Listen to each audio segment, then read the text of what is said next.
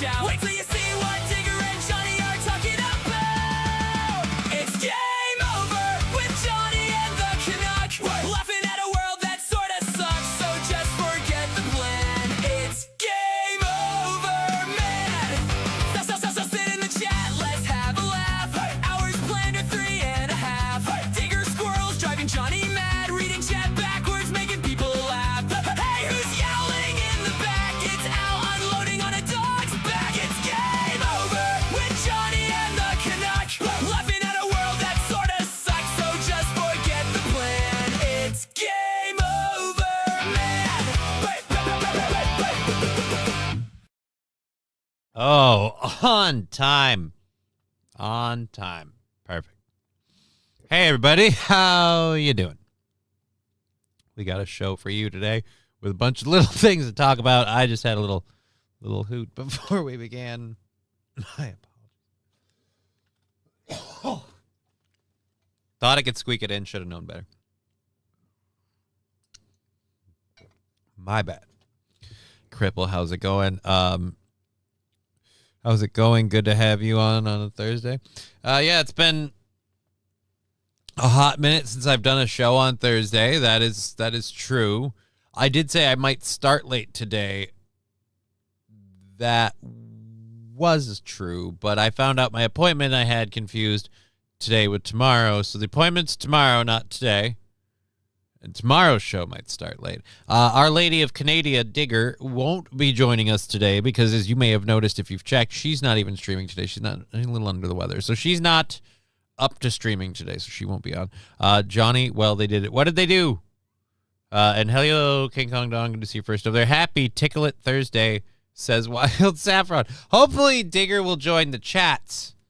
I hope she'll join the chats, but she didn't feel up to being on camera and streaming, and I can't blame her. You know, I have trouble being up to being on camera and streaming all the time. I am able to do it most of the time. Friday I couldn't, but today I can. I'm still waiting to hear what King Kong Dong is going to say. Also, Bungie just killed off Destiny 2, saying it's done. Good, it was done. No offense, it was done when you brought in the dude for the shadow for the thing. Going outside of it and doing lightsabers and getting even more Star Wars, he wasn't going to save it. So that makes sense. It should be done. It should be done. I'm amazed it's still going. So good luck to it dying. Feel better, Digger, says Wild Saffron. If you hear that, Digger, she did say she was going to listen, but if you hear that, Our Lady of Canada, you're being wished well. The end of Homelander was done. Oh, yeah, no, dude, I saw it. I don't know. I didn't want to go into talking about it in case people hadn't yet seen the final episode. Oh, I saw it. Let me tell you,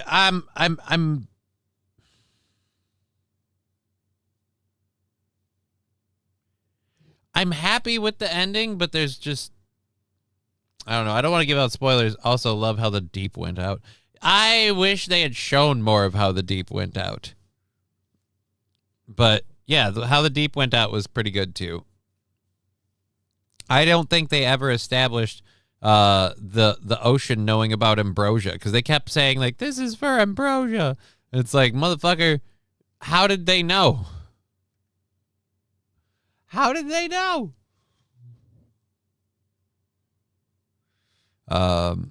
So yeah, it's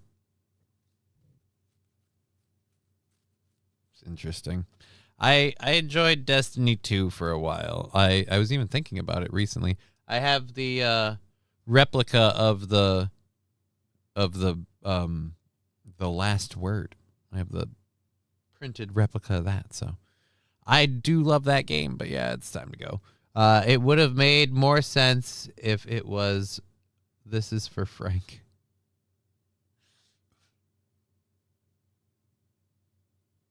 Frank for, what was the, do we know the name of the whale that got torpedoed by a boat? I'm amazed he never had to pay for that one.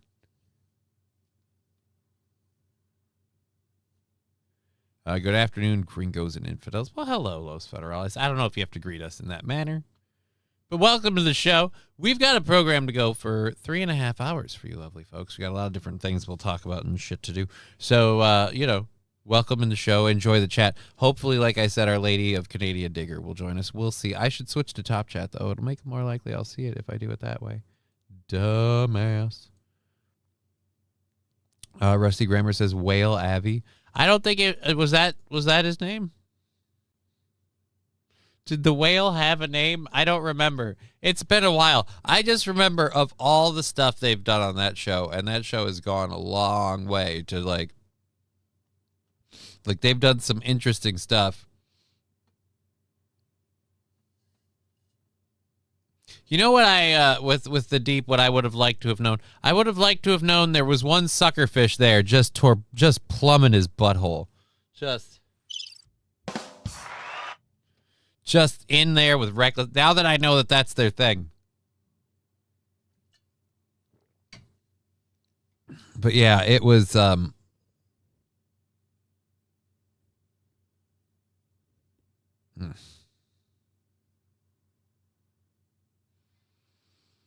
Oh, what?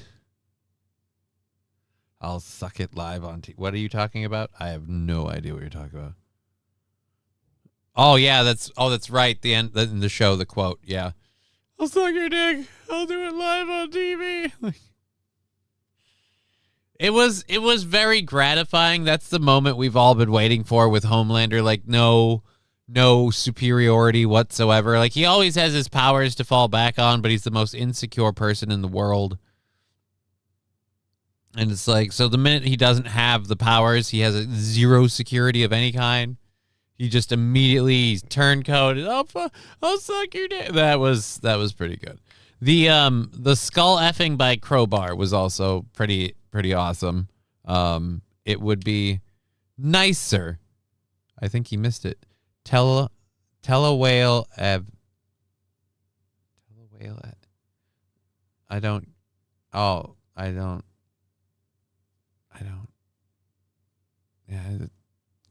Anyways. Titanium ball gag. I didn't expect that to work like that. You would have thought it would have been pushing forward as opposed to just immediately making his head go. But you know,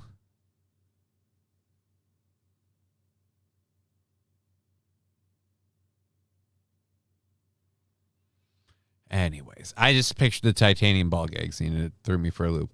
I apologize. Let's go ahead and load our first hour stories. We've got a bunch of little things to talk about throughout the day. It's kind of going to be a chill day. Welcome to the show. We are $55 into the 27th. So thank you for all the lovely support. That's where the goal is at. If you're having fun, feel free to throw that in there. I do have the second hour. I do have the Trump thing to talk about. So we have that. We'll find out. I was really waiting with King Kong. Like, well, they did it, and I was waiting to hear like Congress passed this or so and so did that or blah blah. They killed Homelander. Like, yep. I didn't realize that was as big a deal. Okay, so we've got all of those things loaded. We've got some fun little shit at the end of the hour too, so that'll be good. But we start with stuff in Minnesota. I don't know if you guys are aware, but we have had a small issue with fraud. It's kind of made a couple of headlines. So now we have a new guy that apparently scammed his neighbor with dementia out of $1.6 million. He's gotten 4 years in jail, but the money has not been found. Please tell me they do a video story of this. They do. Good. This is going to take an ad, isn't it? Yep, it's an ad. You suck. Here we go. The man you see here will serve nearly 4 years behind bars for convincing his former neighbor who has dementia to adopt him and then scamming him out of more than $1 million. Thanks for joining us at 5 on air and. Okay, look. So far as scams go, that's got to be the most creative one I've ever heard. Like, let's be honest. Do we, like, I was ready to be pissed at this guy, and he is still a monumental, like, upper tier piece of shit. But let's be clear. We've got to give him some solid points for creativity. I'm sorry. That's a solid, dude. No, man, you need to adopt me. What? Just do it. How do you convince a person with dementia to adopt you? They have to continually remember who you are. Plus, there's the demons to consider. So I just, ooh.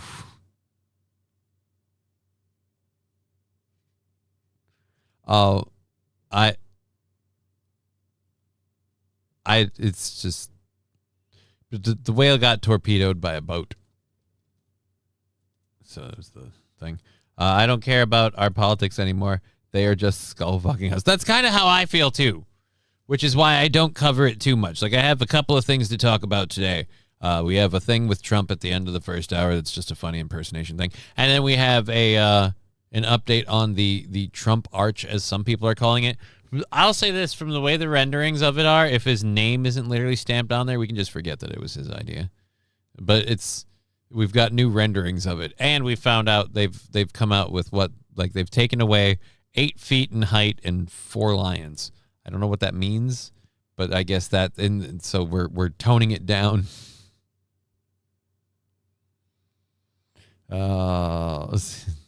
Good afternoon, everyone. Well, hey, Mr. Q, how you doing? And Sandy Squatch and Ashley Casey. I should have held out a little bit longer. We're just you guys just joining us. We are just into the beginning of a recent story now. With all the fraud that's happened in Minnesota, we finally get to learn of a good old case of just scamming somebody.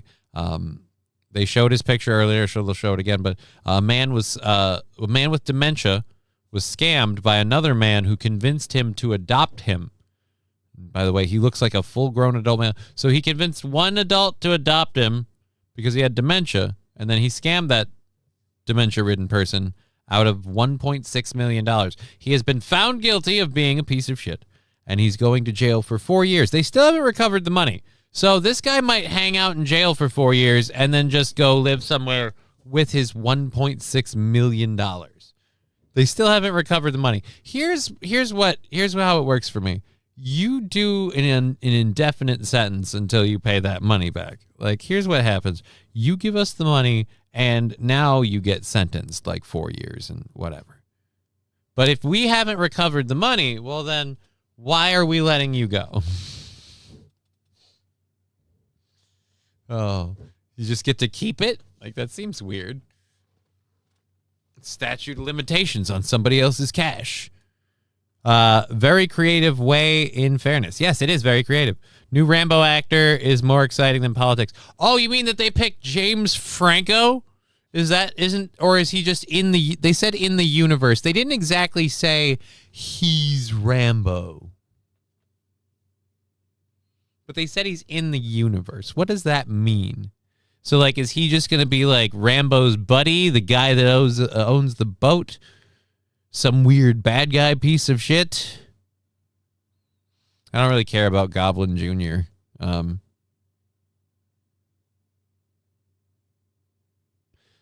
But yeah, so I am curious. All right, anyways, so let's finish up with this story of one man's determination to steal another man's money. I feel bad for the guy with dementia. It is a little shitty, but like, damn, dude. Like, why didn't he have someone else watching him before? If he's this susceptible to shit, somebody should. I'll be honest. If you have dementia and you're susceptible to a scam, like adopting someone you don't know as an adult and they just siphon your money, you shouldn't be in control of your money. Clearly not a good idea. Streaming live, I'm Julie Nelson. And I'm Lauren Lemanchek. Joseph Robinson was sentenced today, bringing to a close a bizarre case where prosecutors accused the 44-year-old of a slew of federal charges. And today, prosecutors told the court all the money is gone and they are unable to get any of it back. Lou Raguse was in the courtroom and has our top story tonight. Lou? Again, all the money is gone and they're unable to get any of it back. Okay, so there's no money coming back. Then 4 years isn't long enough. Because this guy's obviously going to go collect his cash after his 4 years. And so, quintessentially, he has set himself up to get paid for this prison sentence $250,000 a year. And that just seems like a lot. People are always wondering why his commissary's really flush. Where do you get all this money, dude? Nope, just let him have it. Julie and Lauren, Joseph Robinson still called the 85-year-old victim his dad in court today, and the victim's sister was furious. Joseph Robinson reconnected with his much older neighbor, Edward Solstad, in the early stages of dementia with a pitch to renovate his Minneapolis home. And after that, the 85-year-old man's sister says Robinson turned him against his family. And in those, Edward referred to me as his evil sister. And it just hurt so much because we were so close. And I think more than the money that he stole, just the fact that he stole my brother is the worst part. The money was significant as Edward wrote check after check to Robinson, who started taking him to doctor appointments. At some point, Joe's influence was so huge, Edward was getting closer to full-blown dementia. And it was just, he just got sucked in. Edward legally adopted the 41-year-old man as his son, gave him power of attorney, and signed over his house, with prosecutors tallying $1.6 million the younger man siphoned away. In court, Robinson still referred to Edward as his dad, but admitted to wire fraud. Joe, what happened to all the money? A testy encounter after court. Sir, He doesn't. Back up. He back doesn't. up. He back doesn't. Up. He doesn't. He just. He doesn't. He doesn't. You're in on it. You're in on. No offense, dude. I don't care. You're defending a huge piece of shit. King Kong Dong offshore account. Oh, probably. This is probably one of that guy's kids. He wants to collect that 1.6 too, so he's going to defend that motherfucker. Prosecutors say the money is gone. They couldn't trace any of it to be recovered. And Judge Jerry Blackwell allowed Robinson to walk free and turn himself into prison at a later date, where he'll serve a nearly 4-year term. A later date.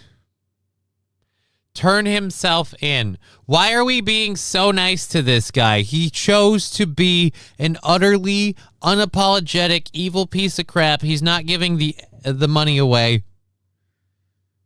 He's keeping it. He's not giving it back. He's keeping it. This is an unapologetic piece of dirt. Why are we being nice to him at all? Why is he walking right now? Shouldn't he be in prison right now? Turn yourself in at a later date.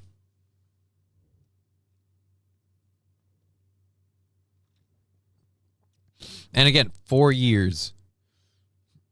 I don't know. I'm not a judge, but if you don't give the money back, then you're not getting let out.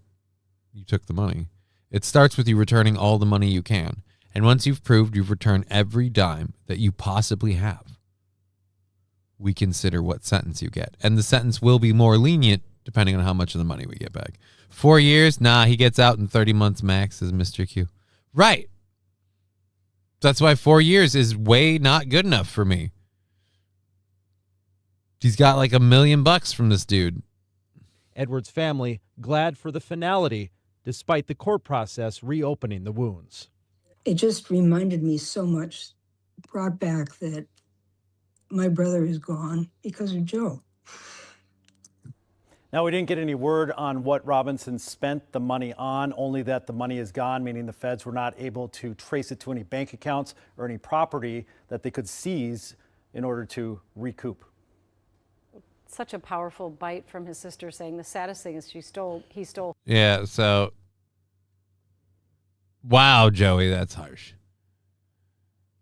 Sister never went to court to get guardianship of her brother. Dumbass. Yeah, I feel like the sister is partially at fault. Like I said, if your brother is slipping like that, you're either the one getting like some sort of like conservatorship over him, or you have somebody with him watching. Like this whole, he was slipping from dementia. This guy moved in to help him fix his roof and slowly turned him against it. Like,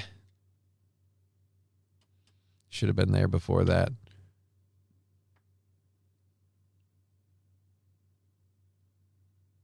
Alrighty, so yeah, it's just interesting how that got through. Let's catch up with the chat. Can we guess what he spent the money in on a spreadsheet? I mean, they said they can't get it back. That doesn't mean he necessarily spent the money. That means they put it in a bank account they couldn't trace to him and seize. But you can't necessarily seize someone's offshore bank account, can you? Like, if you can, you have to be able to find it. If it's not one of those that, I don't know, maybe he pilfered it on and took it for nights at the casino, or he stashed it. I think he stashed it, personally. Oh, King Kong dong. No, don't say that. Could have had a slew of other vegetables that he enjoyed.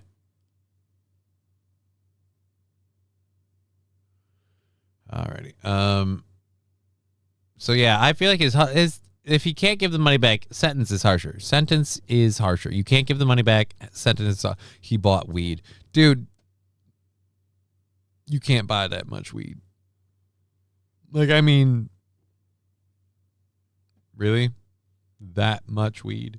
$1.6 million in weed. That's a lot of weed.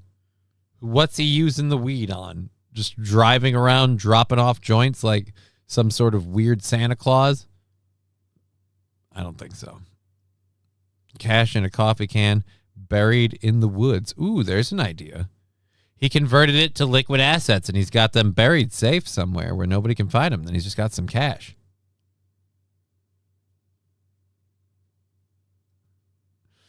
Dear Lord, fast food. Well, again, they didn't find. Here's what I'm surprised, and I know this sounds weird. I'm surprised they didn't find just like a tricked out car or just like a lower or just like a fucking nice vehicle as one of the things. I'm amazed they didn't find any property. But if they didn't find any property, it makes me feel like he was long game planning this, knowing he's eventually going to get caught for taking all this dude's cash, and he's going to take him for everything he's worth. But he's going to make sure they can't find it. Sir shit not going to find it on him.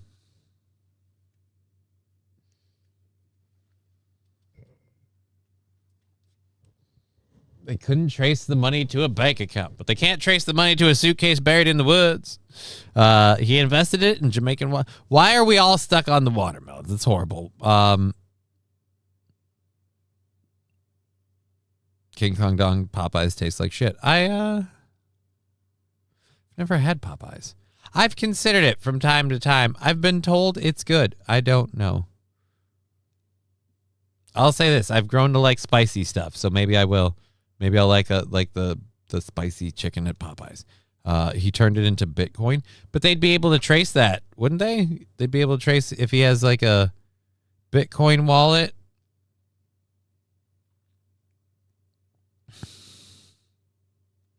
Matthew Q didn't even put fancy rims on his Toyota. Where did the money go? That's what we're all asking. That is the question we are all asking. Where did that money go?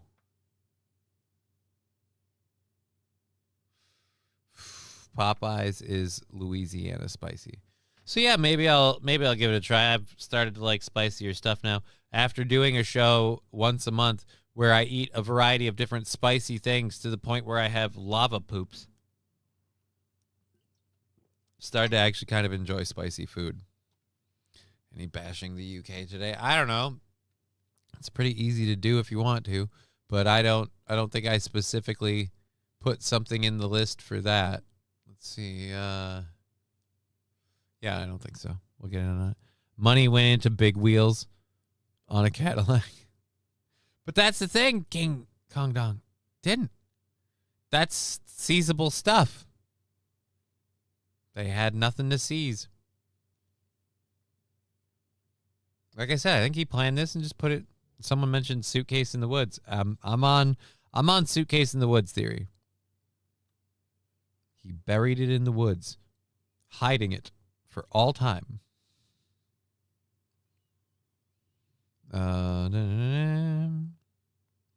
Radio station did announce King Charles had died yesterday. Yeah, I heard. Nobody really. It wasn't really a big news story. It doesn't really. That's one of those that really doesn't affect us outside of the U.S. So, like when it mistakenly gets announced, unless him dying mistakenly gets announced and catches in a lot of places. Yeah, but one station did it in Britain. Nobody really. Baby mama forgot at the baby mama's house when he went out for smokes. That's another theory. Got a lot of theories. I like where our heads at. We're coming up with ideas here. We're fucking.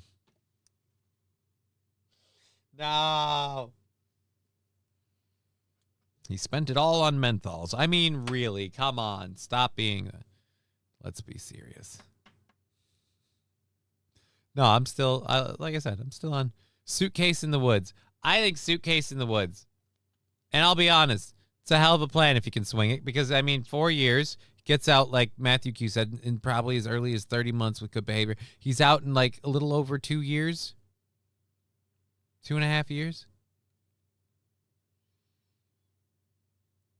Goes and picks up his suitcase in the woods and fucks off to whereversville. Saying Caesar became an investor in NVIDIA. Again, that would be like having a stock portfolio would be a financially seizable asset. The government could take that from you.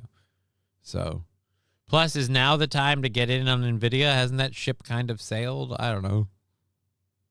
Spent it on Oprah's Minge. There's a spending. That he could have done. Johnny looks exhausted. I had a therapy appointment this morning, so I went through a lot of stuff with my therapist that kind of wears me out a little bit. And I haven't had any caffeine lately. So, yeah, a little tired. I mean, got a lot of sleep. I'm sorry if I look exhausted. The hair is freshly washed and fluffy. I don't know what else I can do for you. The whole gaming scene has crashed? Yeah, because they keep releasing shit too early. He invested in Rumble Wallet. Oh, there we go. Go ahead and get that Rumble Wallet. That's what he did. He did Rumble Wallet.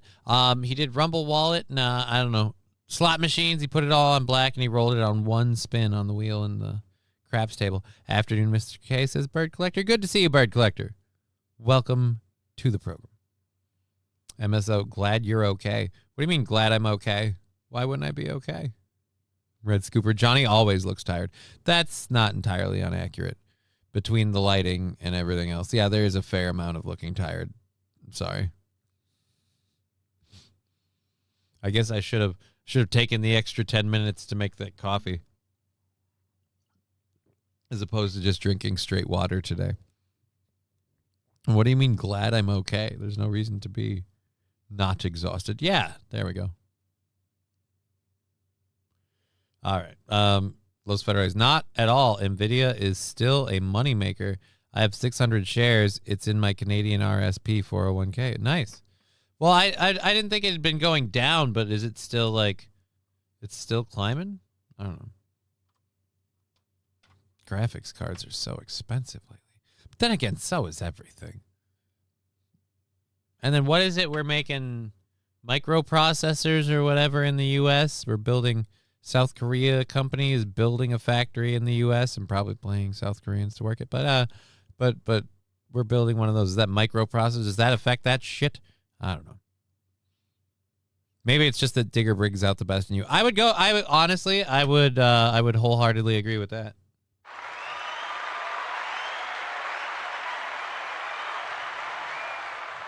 Jesus, Los Federales. Well, if I ever have money to invest in the stock market, then I'll consider that one a one to do. Oh, man. Atomic Ray, holy salutations. I missed it. Howdy. Oh, yeah. Good to see you, Atomic Ray. All righty. So there we go. RAM is still expensive as hell. Yeah. I found out I can't upgrade this PC's RAM. I got to get the other one fixed, but we got to do the fucking tax thing, which is, again, tomorrow, apparently. So I got to do that tomorrow. That's why we launched just on time today, because we had other appointments to do, but nothing that we're not used to. Anybody who invested in Walmart pre-COVID is making bank today? Yeah, because they funneled so much shit to Walmart. It was the final death blow to the mom and pop shops everywhere. So...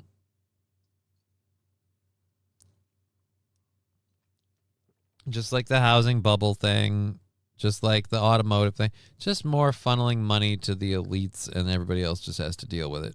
The government buys out markets, buys out companies and things that aren't doing well, or subsidizes them by preventing other people from competing in the market. Those Federalists, pick up RXT and hold.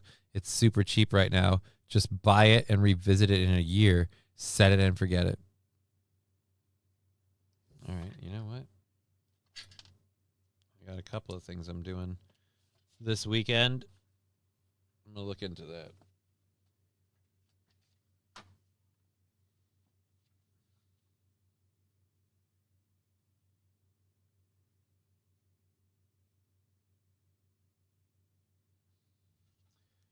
See what that does. Insider trading is illegal for us, but not politicians. Right. And then we heard recently how the head of the head of the Senate or whatever was just like, hey, guys, we need to be able to do this. We don't make enough money. Fuck off. I'm built my computer just in time. The day after I bought it, the day after I bought my RAM, it went up $250. Went even higher after that. Yeah, I haven't built a computer in a while. I wish I could, but this hand is going. That's not a thing anymore.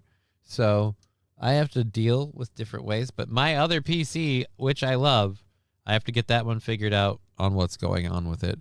And then I have this one. And then once that one gets fixed, I'm still paying off this one. But I can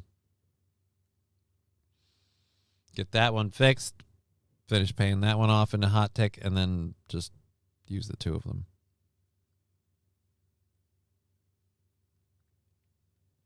Let's see. The move by elections allowed by government that is bought by corporations. Yeah, we're screwed. There's no getting out of it. The system's rigged too far against us. Here's where it's at. I am not one to say we need to mount up, ride on out, and just fucking take control of some shit. But that would be the only way you could correct this. However, that's not what I'm advocating doing. And I don't think we have the people, the numbers, or the ability to do that effectively. It would just be a suicide run because you can't have all the tech that the government has, and in certain places you can't have guns at all. John can't jerk it anymore because his hand would be like a girl with epilepsy giving head. Oh. What if I'm determined, though? Maybe I'm that determined. Hell, maybe that's my kink. You don't know. Don't speak for me, sir. Ignore the noise. Ignore the bad earnings report. They just signed a deal with AMD. Once they start producing, price will go up. But always remember the number one rule: only invest what you're willing to lose. Well, I don't really have a whole bunch of money, but yeah, I'm not going to bet the bank on it. So I don't have a whole bunch of money saved up. The money I do have saved up is earmarked for moving. So, alrighty. Of course not. Politicians need high quality porn. Whoa, high quality porn, you say? No, thank you. All right, we have a bunch of different stories to get to. We're already halfway through the first hour, so we might want to move on a few of those. Really happy to have you all here today. If you want to support the show, cool. We're at $55 on the 27th, which is next Wednesday. So we're ahead, and we're just going to kind of cruise, taking whatever automatic resubs and things we get, just kind of letting that ride out. Our big GoFundMe show where I do the stupid shit to myself is next Friday. Not next Friday. Friday after next. Friday after next. So, which is the 5th. So it is. It's on the scroll. June 5th. Found you, you fuck. Oh, there you are. June 5th. So we're doing that then. Where is your hand going? Why can't you go with it? What? I'm losing strength and control in the right hand now. The body is just, it's called a deteriorating condition. It will slide backwards slowly. I'm doing physical therapy stuff to extend my hand strength. I've been doing that for a while. I cut back on medications and weed to improve my body's strength. That helped a little bit. I cut out medications. I cut way back on weed. And I just don't have good days and bad, but now the hand's affected. It's always been a problem. The more I use it, the worse it gets, kind of deal. So typing and gaming and all that stuff, if I do that hardcore all the time, if I use my hand all the time, it gets to be a problem. Your body will fall apart. Pretty much, yeah. No, it's going to deteriorate until I'm just a dude inside a meat case, and then it's going to shut off. That's kind of the deal. It's a preordained setup, but don't worry. It's going to take a little bit long. It's going to take a while longer than they told me. It was supposed to have been done by now, but apparently it's a lot longer than that. And I have the motivation to keep going for right now, so that's always helpful. And we're covered there. All right, so in the ongoing, I really need to start making those chyrons like I used to live on the Daily Show. In the ongoing coverage of this continual situation, we now have another trucker who is, once again, not an actual citizen of the United States and is apparently the fourth one named Singh to be charged with a fatal crash in the past 9 months. So in the ongoing trend of they shouldn't have been driving a big rig in the first place, we have the latest edition. This one's out of California. And we take you there. Boom, boom, boom. The driver of a big rig has been arrested in that crash that killed 2 people on Highway 99. Jail records show that Manveer Singh is facing several charges, including vehicular manslaughter with gross negligence, resisting police, and hit and run. This all happened just this afternoon on Highway 99 near the Harney Lane off-ramp in Lodi. That crash involved a big rig and 3 other vehicles. The CHP says that Singh tried to run from the area but was arrested. Jail records show that Singh will be in court on Thursday. Again, you're a bigot if you point this out, but once again, we have truck drivers from other countries that should not. Again, you don't like no, I don't. I don't like immigrants that are here illegally. But like, if I have to tolerate it, can we at least agree you shouldn't have a commercial driver's license? You know, like those jobs at the very least should go to Americans. Those people should have been killed by an American. You know, I know it sounds horrible to say, but we should have had an American truck driver of gross negligence. And again, it's not that it's a common trend from one place. They just come here, drive, don't know what to do, and kill people. Just doesn't seem like a wise idea. I'd love to deport him right away. Do you think that could be a thing? Can we expedite that? I'm a big fan of what I call the halfway deportation rule. We take you halfway. Once we're really good and over like one of the oceans, we kick you out of the plane. You got to go the rest on foot. But I'll amend it. You don't have to be over a body of water. I just thought it'd be easier for the landing. But we'll give you a parachute and just kick out halfway. Wherever you're going, we plan the straightest line we can with our aviation capabilities of today. And halfway there, you do the rest.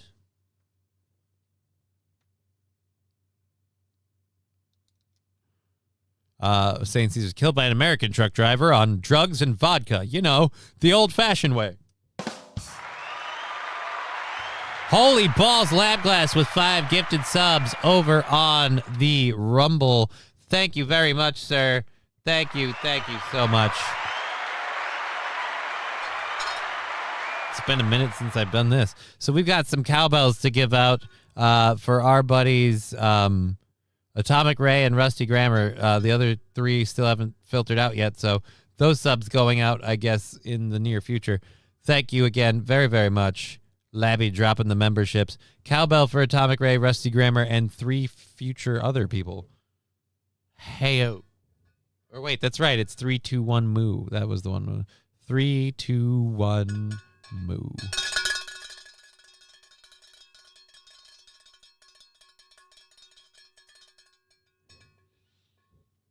Always looks like I'm weirdly just does not. It doesn't look good when I do that. Let's just say that. The new Scary Movie 5 trailer came out, and I couldn't help but laugh. They did a Squid Game reference. Nice! Tango and Cash movie scene. If I'm going to be unalived by a jerk-off, I don't want to be done. All right. By an American jerk-off.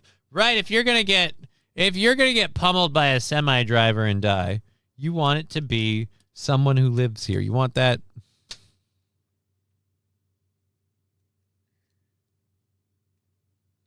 They said he did a hit and run. He didn't get very far. Like, did he hop out of the car and run, like the truck and run, and that was the deal? He resisted arrest and he hit. So maybe he did. Maybe he hopped out of the truck and ran. But they figured out who he was and they caught him. Because I'm going to go back over to the story thing here. It doesn't look like, it looks like when the accident happened, the people in the collision on the other car, yeah, he must have opened the door and bailed.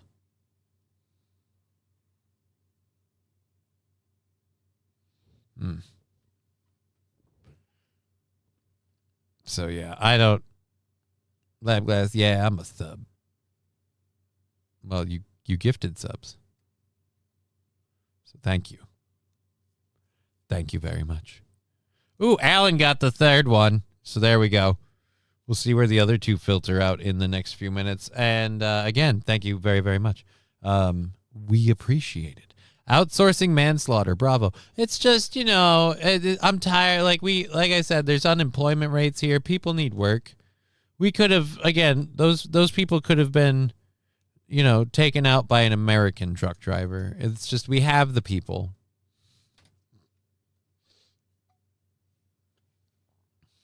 God, that's fun. We could have done it with American drivers. American jails are already a shit show. I don't know. I don't like that we built all of these facilities to lock up all these apparently illegal immigrants. None of them are going to get deported. We're just holding on to them. I don't like that either. I didn't want to just lock a whole I didn't want to just build and fill prisons. That's not kind of what I was hoping for. And then the other thing I'm worried about, who else gets put in these prisons eventually? Like, we still have some time. Who else does? Trucker 18-wheeler. Speaking of truck drivers, just got a gifted membership from LabGlass. That was number 4? Yeah, that was number 4. 1 to go. Some of these truck drivers go to Canada to get their CDL, and then it's legal to drive in America. Can I just go to Canada? Like, I don't mean to nitpick, but I kind of want to be near somebody. Hiya, friends. I'm lurking, doing chores while I try to ignore this pain. LOLs. Got to be a productive somehow, eh? That's Our Lady of Canada.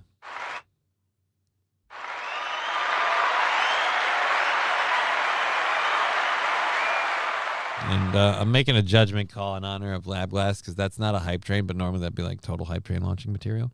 I'm going to do a little toot off of this thing. So thank you again for supporting the program.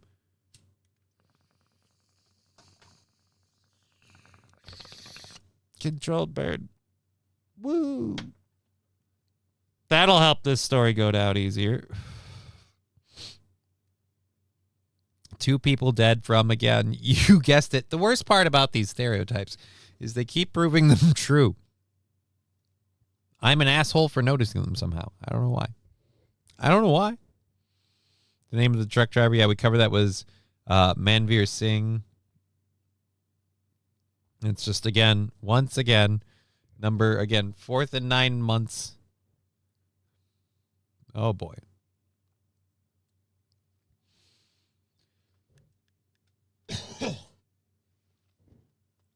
Trucker 18-wheeler with $1. Of course, it's Swift. Swift wide, it's an effing trailer. Or swing wide, it's an effing trailer. Sure, wish I finished training, etc. Spelled backwards in a white semi. Oh. So, swing wide, it's an effing trailer. That's Swift. Sure wish I finished training. Swift. Or spelled backwards. Oh, man. I can't read the spelled backwards one on the show, but I will say that is Swift backwards if you do the anagram thing or whatever those are. Acronym?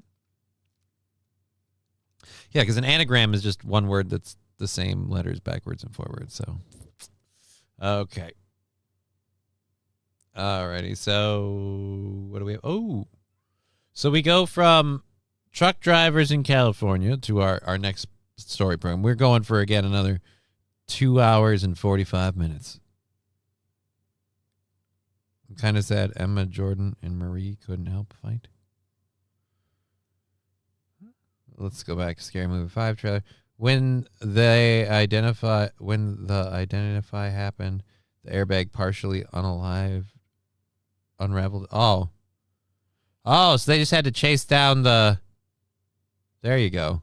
Oh, and thank you, Rexstart Parody Account, for the high five and the 100 joules. We appreciate that. That's $1. I appreciate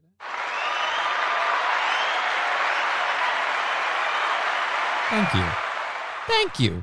Digger over there. Hi, kids. Yeah, she's apparently doing stuff, and she'll jump in and out. She won't stay in my chat when I'm... It's weird how I can't keep her out of the chat when we're doing the show, but then when she's hanging out lurking, she won't be in the chat then. Asshole. All right, so thank you, Lab Glass, like everyone else that said for the 5 subs over there on Rumble. Sorry for my squirrel moment from the boys again. Oh,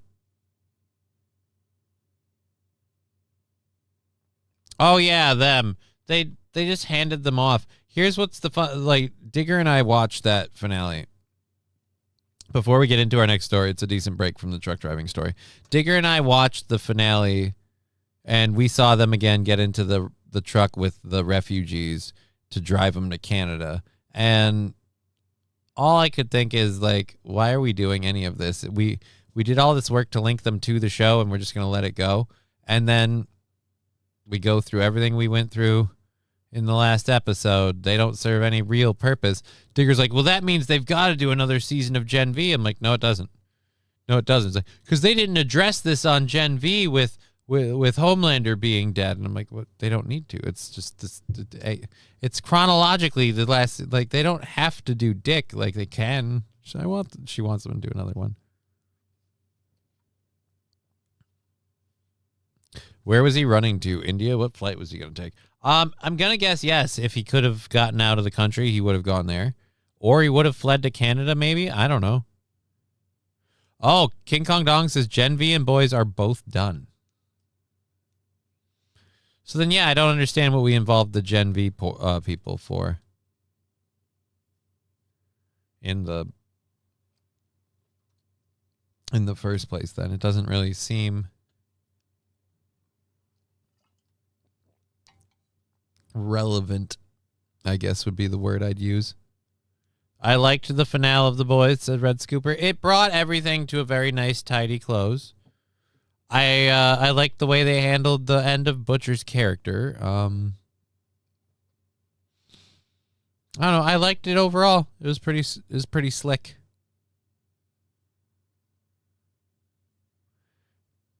I'm having some math time. Yeah, it's not easy. I really want to be alrighty. I didn't realize Tara died. He just that's the thing. Like, his death scene is so underplayed because the dog's just there. He just laid down and went to sleep, and he's gone. But that was like the last straw for Butcher. Like, he was trying to cling to some sense of humanity now that all of this is wrapped up. He's been a horrible piece of shit, but with a singular motivation to accomplish a goal. There is no level of debasement that he won't ultimately be willing to perform to get to where he needs to be to do it. So, but when you finally get the goal done, it's like, what do you do after? You don't go on a run like that, especially with the way he was before, expecting to be, surviving afterwards.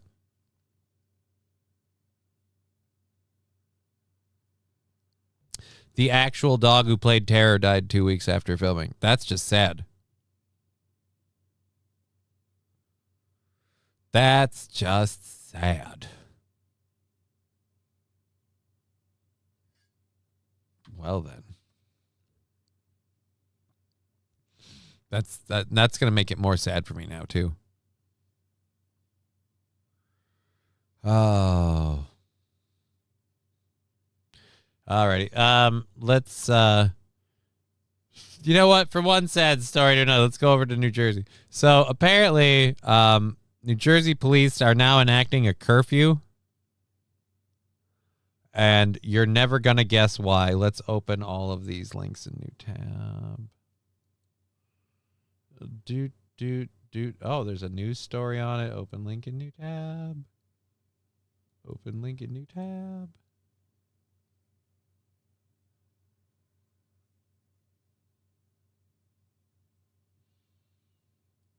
Let's see if this one's one too. All right, there we go. That's all of them. So let's check out how it's going in New Jersey. Why did they have to enact a curfew?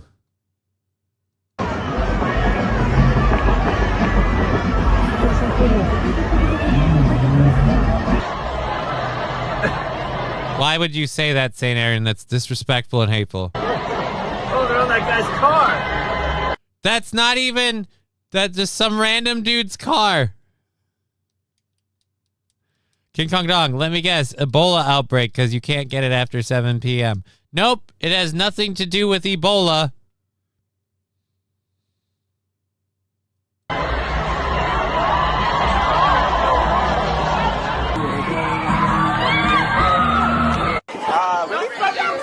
Okay. So just being loud, filling the streets. All right. So now there's a curfew at 7 p.m. Let's see. Do we have? That's a lot of shit to do there. We have the news story of it. Let's go to this one first before we do the news story. Last night in Long Branch at Pier Village, my footage, local that films a lot in Long Branch. Why are we running? That's my first question. Why are we running? Oh, shit. Oh, shit. They just got these lights set up here. This whole area is blocked off. Cars trying to come through right now.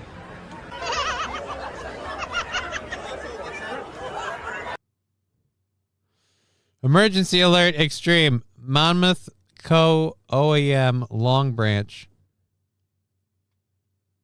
Beachfront curfew in effect. 8 p.m. Disperse area. Oh, Lord. And who sent that sticker? Thank you, Zane RN, for the sticker and the 100 bits. So they got the riot shields there. They actually ran out before.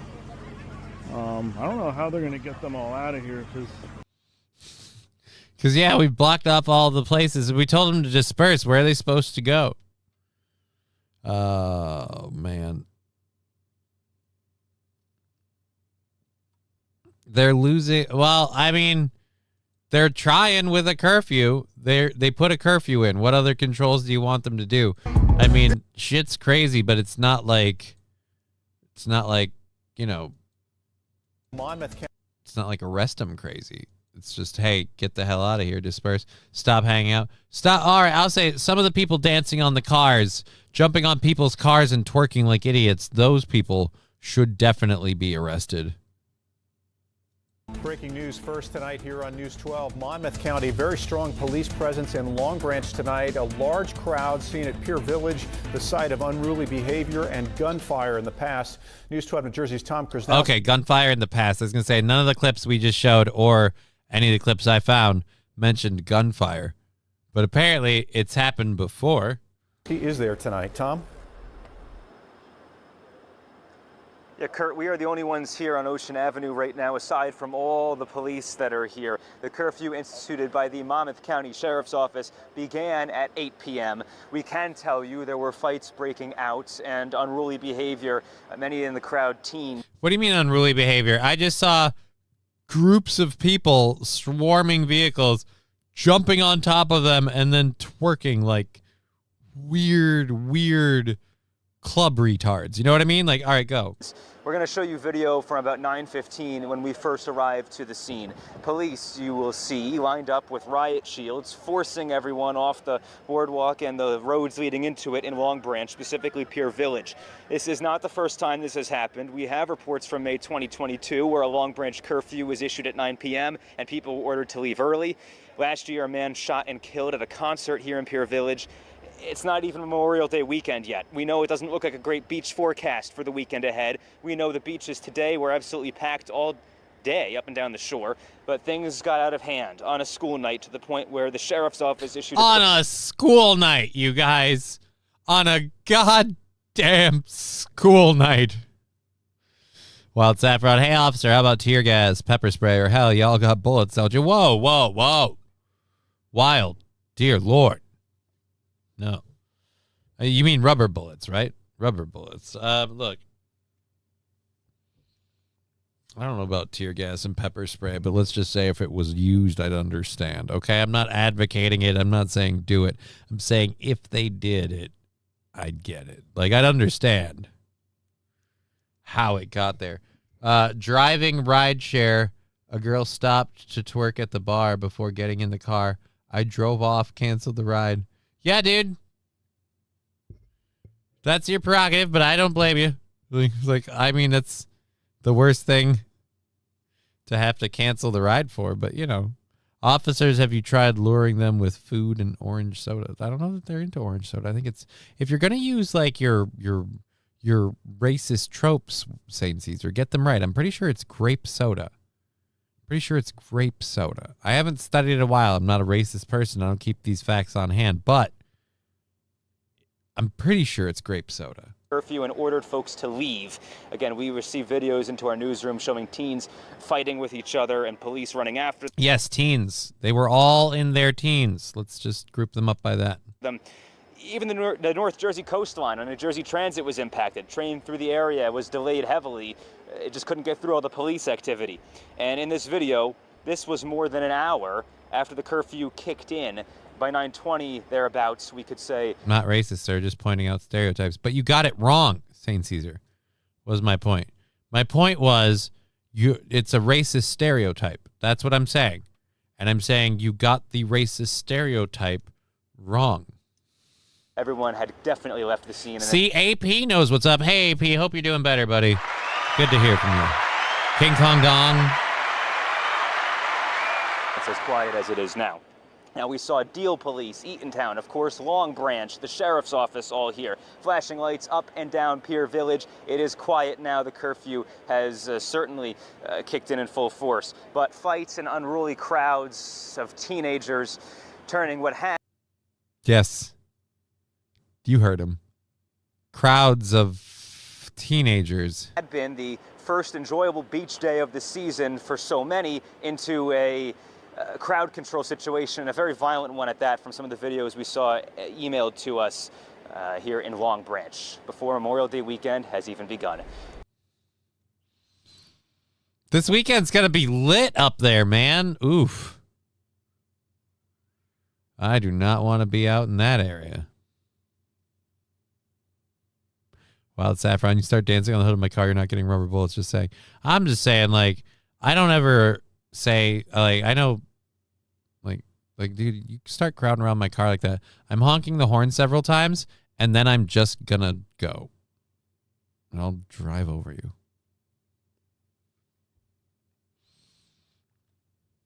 Start dancing on the hood of my car, I'm gonna floor it.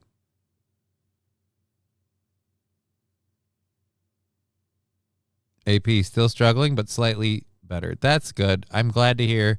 If anything, you're at least slightly better. I know how it goes up and down. Up, down, up, down, up, down. But, yeah, glad to hear you're doing a little bit better. Crack and slap and real bullets seem okay in this situation. I mean, they do, but is that just us overreacting or just feel like we have no control in our universe? Maybe that's what it is. I was told today that a lot of my internal rage and anger that I deal with stems from a lack of control in my world. And I was like, I really don't have any. And then she's like, yep, so that'll do it. I'd floor it and then break hard.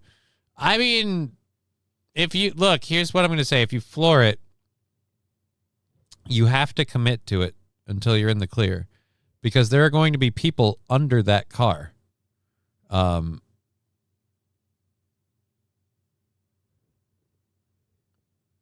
So yeah, you got to, if you're going to do it, no half measures. You're going to fuck some people up, so get it over with.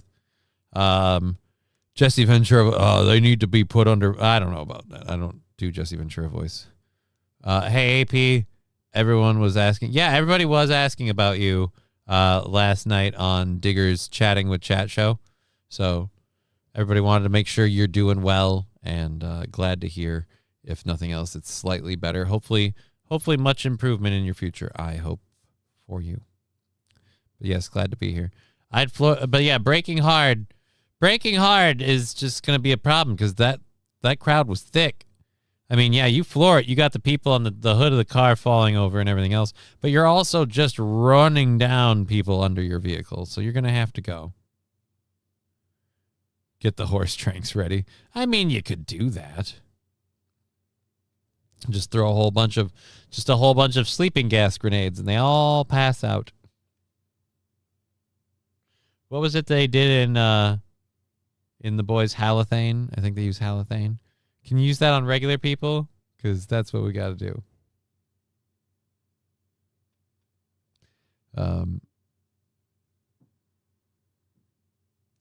Rexstar Perry Counts. When you back up and then floor it again, that you really get in trouble. Well, I wouldn't have been advocating for that. I felt like it's an extreme, and like I said, I don't advocate for it. But if you're going to do it, you need to commit. And if you do that, like I said, I think that's enough of a punishment. But no goddamn half measures. Having issues with temperature swings. Well, again, buddy, I hope that goes well for you in the future, and lock that down and be healthier. I wish well for you is all I'm saying. All right, so that's that. Do we have any of the other videos? What was this one? There's a motion party.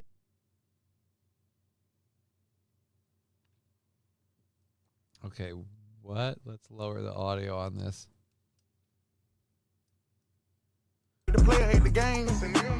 There's a motion party, you cannot get in. Don Julio on drink. Oh, it's just music. All right, so it's just them hanging out at the beach. That's not a big deal. The problem was when they had to do the twerking. Oh, we didn't play the fucking clip. There we go. Bad bitch, you love me. Chain like a slushy. Wrist like an ice pack. Born really like that. I don't like this music thing, so.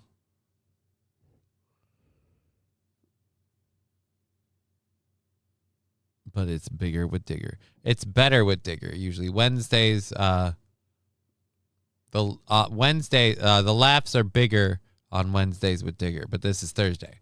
And she was normally going to be doing her reading stream and coming over here, but she's not doing that. So we apologize. She might be in the chat once in a while. She said she'd lurk while she handled her business. So she's doing stuff. And then she'll be back, in the chat once in a while. Grape soda. Yeah, dude, those were the tropes. See, St. Caesar missed all of them as well. All we were saying, he missed all of them. It was, and again, it's not like it's a big secret. It's not new. This has been a thing for a while. It's not the latest meme. You missed it. It's just funny. Swing and a miss.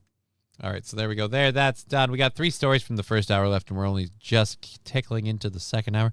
We're going for another 2.5 hours. Thank you for being here.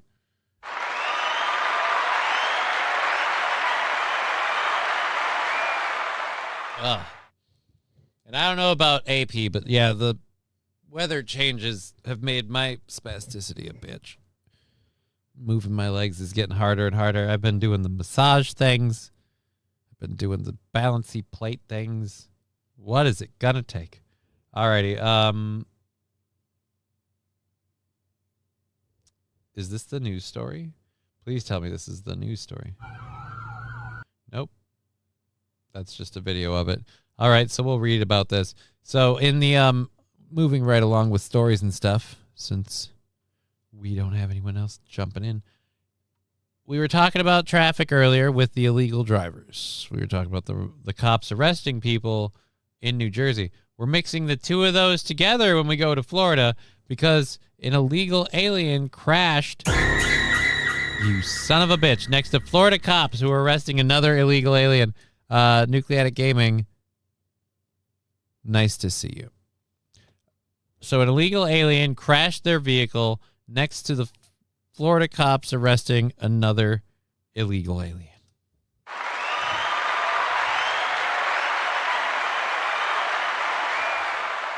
This is even better than the one we did yesterday with the DUI, with the guy who has an outstanding DUI and showing up drunk to pick up his friend who was arrested and being released for a DUI. Just hilarious. So we'll show you the video in just a second. It was on the highway 287. Apparently, whatever, 90% chance this hombre was trying to see what. Again, we don't have any actual facts on it. We just have the video. So, highway patrol / ICE operations were picking up one illegal, and another illegal crashes right next to us. The truth is, most Americans can't comprehend comprehend how many are in our country. All right, yeah, I don't care about them comprehending how many are in the country. I care mostly about the arrest.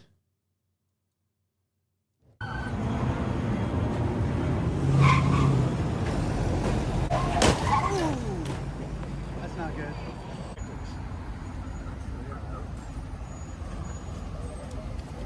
So wait a minute. Crazy scene here, day 2. This is the guy they were coming for and getting.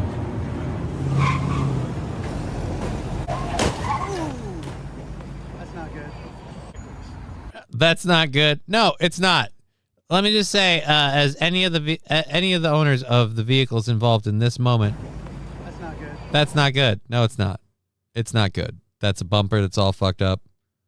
That's the back of a truck that's all fucked up. That's the front of a truck that's all fucked up. Oh, it's not the same thing I saw this morning, says Nucleatic Gaming. No. So everyone's going over to Crazy check scene on here, the day drivers. 2 of the operation. We're over here picking up one illegal driving this van, and then this ends up happening.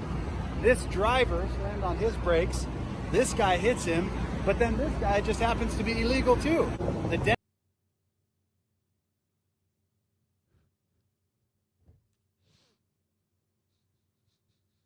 He just happens to be. But hey, he got a driver's license? Great. density of the population of illegals in America, most Americans just can't. Yeah, all right. Yeah, I don't need to hear you break that down. Is Brian in Japan yet? I'm not sure, Red Scooper. Was that the one where the female cop got thrown? No, nobody got thrown. This was, again, one guy crashing into a truck because the dude slammed on his brakes too fast, but the guy driving said truck was also an illegal resident or alien or whatever you want to call it. Oh, the illegal crashed his stolen truck. We don't know that the truck is stolen, Wild Saffron. That is an assumption. We don't know that. With certain laws in places, I wouldn't be surprised if he had the truck, like he owned the truck or was buying the truck or whatever. What's wrong with that guy's beard? What, this guy's beard? I didn't see anything incredibly wrong with it. We're over here picking up one illegal. I mean, it's kind of a I want to be Jason Statham, but I'm not Jason Statham look. Then Okay. this ends up happening. This driver slammed on his. So it's kind of the same way I do it, except I don't leave mine up here as much. I would have shaved this out and just left it along the jawline. What are we doing with this? What are you, cold? It's fucking Florida, dude. I don't know. I don't understand what you're saying. It's just a light beard. It's just a light beard. It's like when a fish jumps in your boat. Yeah, you didn't ask for that, but you're not turning it away. Just like, oh, well, I was reeling one in and I scared another right into the boat. I guess I'll take them both. Like, that would be nice. Doggo didn't die. Yeah, the doggo didn't die. Except in the show that we were talking about earlier. Yeah, the doggo did die. And apparently, I found this out today.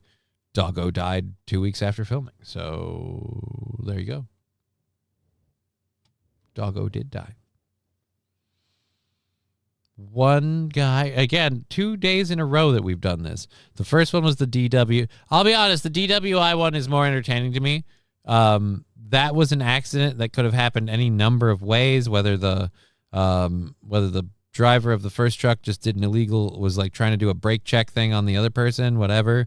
And that happened. But the one where you go in knowingly intoxicated to pick up your friend who was arrested for driving while under the influence, or a DWI. You go in for a D-dub, you both come out with a D-dub. Oh. So that's in our ongoing segment of people just randomly turning themselves in.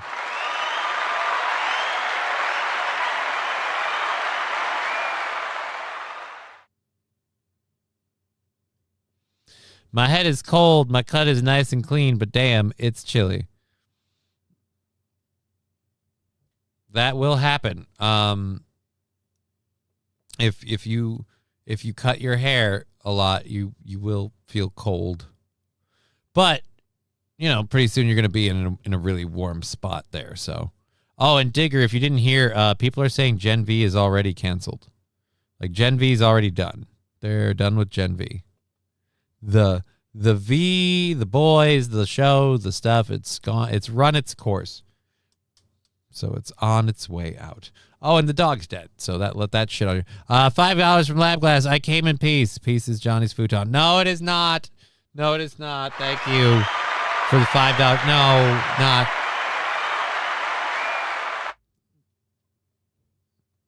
My futon doesn't have a name. It's an inanimate object. I don't get in the habit of naming every inanimate object. I don't get in the habit of naming every inanimate object I come across. We'd be here all day. All right. So something a little, again, we're trying to stay lighthearted. I know it's coming to the end of the week. It's Memorial Weekend. I haven't really decided on whether or not I'm doing the show on Monday. I think I am because I think Digger pressured me into it. And I don't know if Aaron's doing a show, so I got to find out whether or not I'm doing a show with him on Monday. I saw spoilers from the last episode of The Boys. I was not impressed, says Brian. They wrapped it up well. I felt like the Homelander beatdown and death scene was like all too abrupt. It's just, and we beat the crap out of him and he's dead. Just felt like it's a bit much. I got to go to the laundry room in my Tweety. Oh. Wild Saffron, yeah, come into the country illegally, uses stolen social security numbers, but hey, he bought the truck legally. Well, it's not a stolen truck. That's all I'm saying. Maybe he's making his payments. But either way, it didn't seem like it worked out for him because then they got arrested. And I'm on your side, man. You're here illegally. You shouldn't be able to buy a truck. Why? You're not a legal resident. Maybe tie that one up first. Before you start buying a vehicle or trying to buy a home, before you get a driver's license or voter ID, you might want to be, I don't know, a resident of this here nation. But what are you going to do? It was incredibly abrupt. Yeah, it was incredibly abrupt. Like the fight scene was the fight scene, but I came into the last episode feeling like we have a lot of stuff to resolve and we really don't touch on a lot of it. And I just kind of feel like we jam-packed it in the end. They fought him. We touched on the kids driving the refugees out just so we could touch on them and then say, see you later. So, Tweety Bird PJ sounds sexy. I don't know, man. Only if you find Tweety Bird sexy. It is funny she has Tweety Bird PJs. All right, so in our continuing stories and stuff, we have this one. A guy got last place in his fantasy football league, and apparently he had to pay the price for that. So he went to a Royals-Red Sox game, went to the empty seats at the stadium, and put this sign up. You think you lost a bet and got embarrassed. How about this guy? It's fantastic. He was all by himself. I don't know what he's wearing, but he looks like he's wearing a Snuggie or a onesie. They told him, you got to wear something. You think you lost a bet and got embarrassed. I stink at fantasy football. Stuff like this that makes me want to do fantasy football. Like if we have fun like that, it'd be a good time. It'd be crazy. All right. The end was very sudden, but I thought it was a good ending. I was just hoping they'd run Gen V another season to take the kids up to the death of Homelander. The kids existed in the universe. They were in the season. The shows were meant to work together. It was always a thing. So they did, kind of, in a way. They were off driving refugees to Canada. What do you not like? I mean, you want to see them in the truck the moment it happens? Or what happens afterwards? I will say for the whole, we cover Billy and everything else after. We never really covered what happened to the kids after all that came about. So I'll give you that. I thought the bet was if he lost, he had to date the fattest girl in Cincinnati. No, It's just, I stink at fantasy football. So he just had to let the entire stadium and anyone watching the broadcast know he stinks at fantasy football. But did they buy all of these seats? I bet they didn't. I bet they just bought that one. Just his. Up in the nosebleeds by himself. Put up the sign. Here's your sign. Digger says, I don't know, Johnny. I think I'm pretty sexy in Tweety Bird PJs. Okay. I'll hold you to that at a future time. At a future time when you're wearing your Tweety Bird PJs, I'll be like, hey, do you feel pretty sexy? Because you look pretty sexy. And we'll see how you feel about it. We'll see how you feel about it. Tweety Bird PJs are a must for that incident. So if you lost the bet dating a fat girl, like that's so insensitive to the fat girl. So you got to date the fattest girl in Cincinnati. You lost the fucking football bet. But that's so insensitive to her. So she has no value at all other than to be a piece of shame. Like, that's literally making her devalue herself as a person. I would hope that they wouldn't have done that because, again, that poor fat girl. Plus, what if he's, like, hung like a thimble and really bad conversationalist? Then she's losing on so many fronts. Brian, to be fair, you want to see Digger's feet in any context, so I don't think stating you want to see them in Tweety Bird PJs is any different from your normal desire. I feel like that's pretty on brand for you. All right, so there's the guy in Cincinnati. Do we have actual information on who he was? Nope, no information on who he was. But either way, for losing at fantasy football, that's just funny. That's just good fun. Nobody gets hurt. It's a good time. Wild Saffron is asking if they're cotton or silk. Pretty sure they're cotton or some amalgamation of cotton, because I don't think they're silk Tweety PJs. Silk PJs are just a little bit much in my opinion. Too slippery, too slidey. It feels weird. So I have never went to go hogging. Are you asking or telling? I'm just saying making that guy do that would be mean. Gets her hopes up. She thinks she might have met somebody, and then it's all because, no, I had to date you for a couple of weeks because of a football bet. Like, that's mean, dude. That's horrible. Never support that. Laglass, I'm not saying there's anything wrong with fat chicks. I'm saying dating a fat chick under false pretenses solely because she's a fat chick is really, really horrible if you're not into fat chicks, because then you're going to break up with her. You're going to ruin her world. She thought she had a future.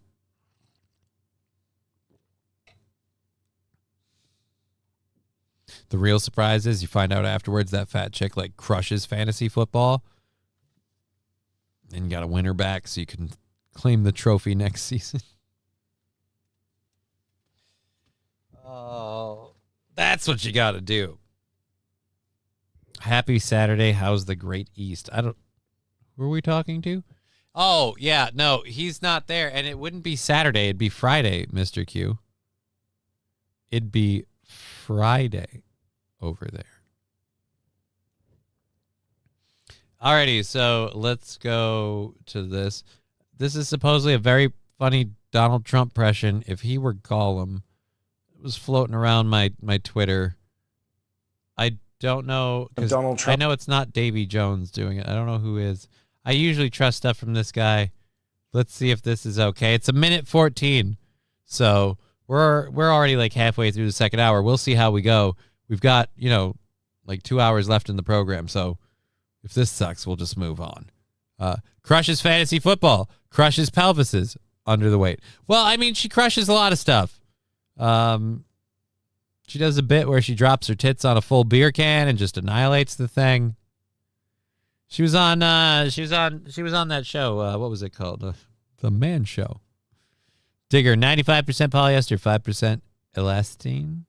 The neighbors and I had a PJ only Thanksgiving. LOLs. We bought cheap but silly. Right? That sounds fun. Like, that would be a fun thing to do. Silly PJ Thanksgiving. Lab Glass, Johnny, what time should I come over for my foot massage? I don't give foot massages, so don't come over. That would be the short version of that. Digger, why is Johnny giving you a foot of what? No, a foot massage. And I'm not doing it. There was never an agreement. I'm not into it. I don't know you, so that's not. I mean, I know you on the show, like, and stuff, but we don't know. We don't hang out in person, so no. But he plays Gollum in The Lord of the Rings.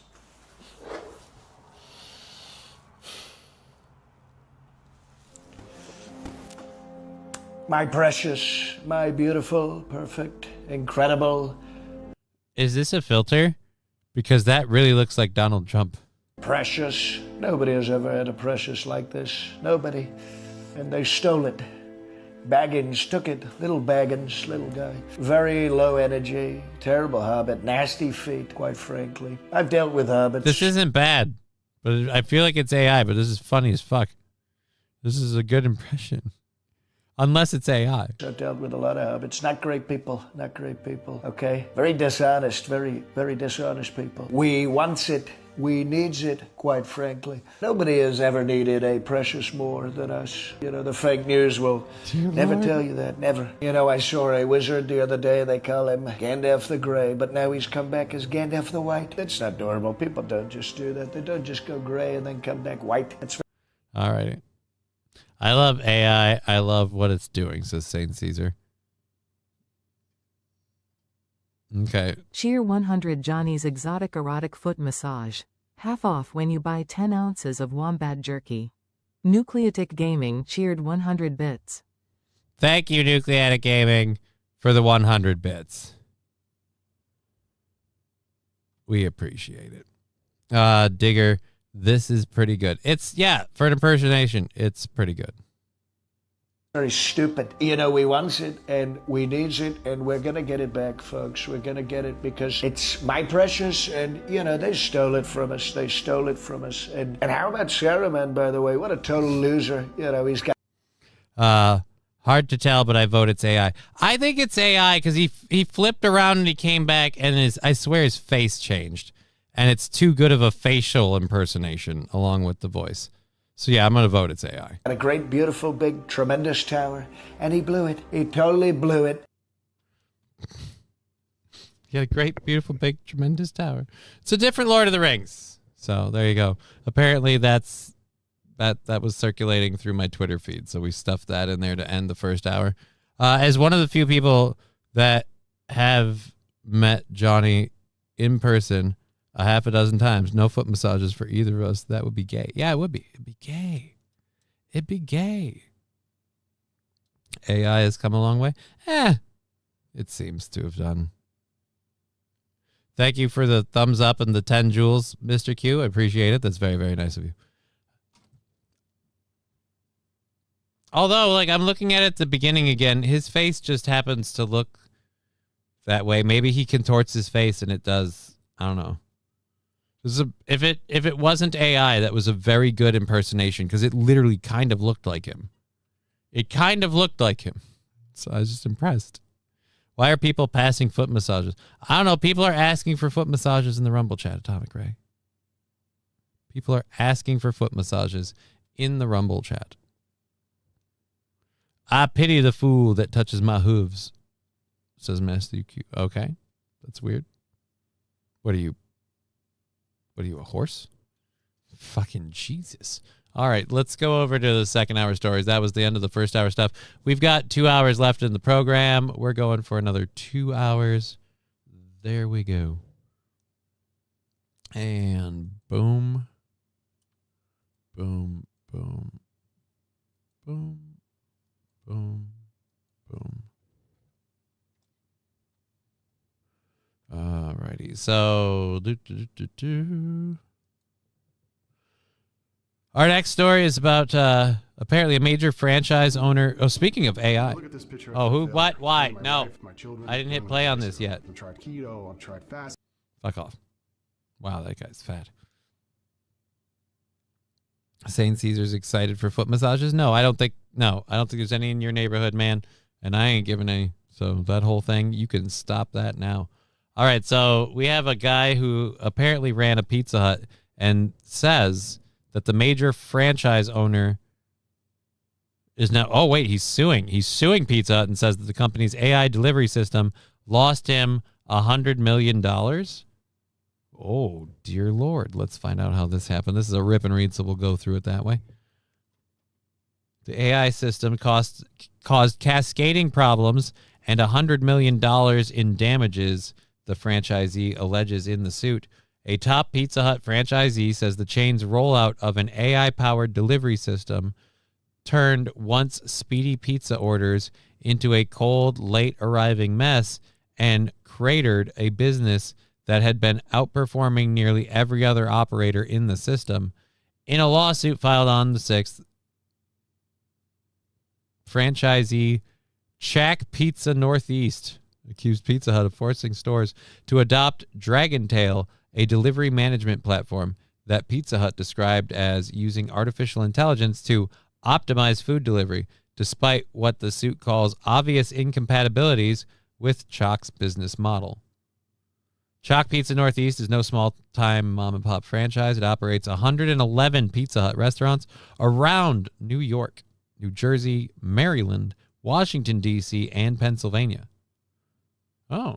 The AI allegedly caused cascading operational breakdowns and customer dissatisfaction because it gave DoorDash drivers real-time visibility into kitchen workflows and order timing.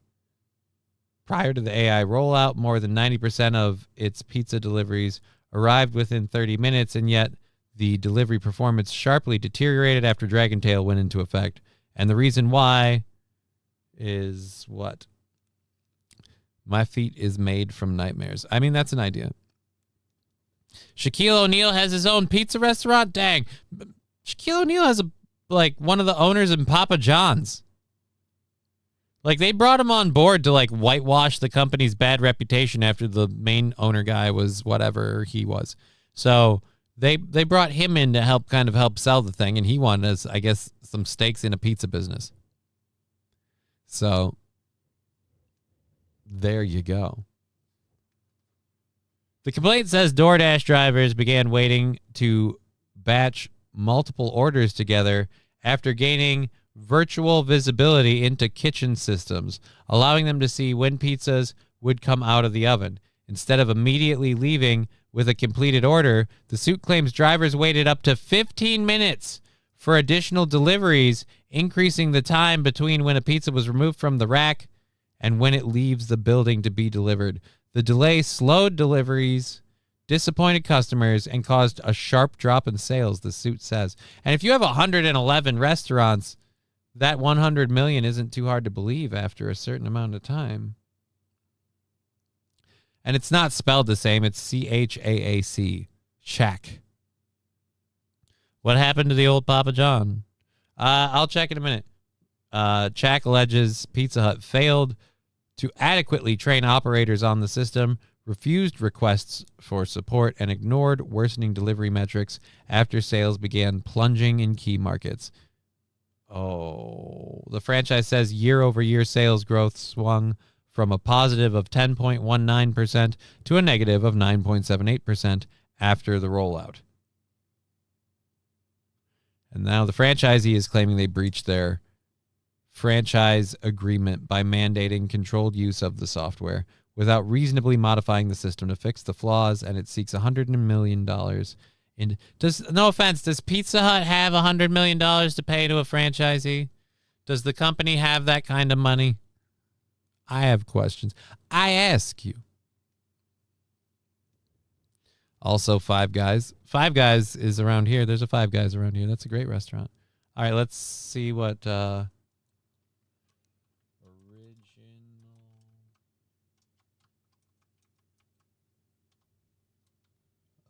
original recipe. Original Papa John's.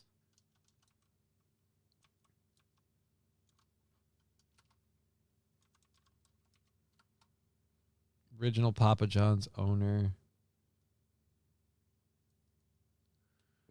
Founder of Papa John's is John H. Shatner, who started the global franchise in 1984. Shatner grew the business into a multi-billion-dollar brand and served as its public face until a series of controversies led to his departure. Shatner stepped down as CEO after publicly blaming slowing pizza sales on the NFL's handling of the national anthem protests by players. Oh, wow. I didn't know about that one.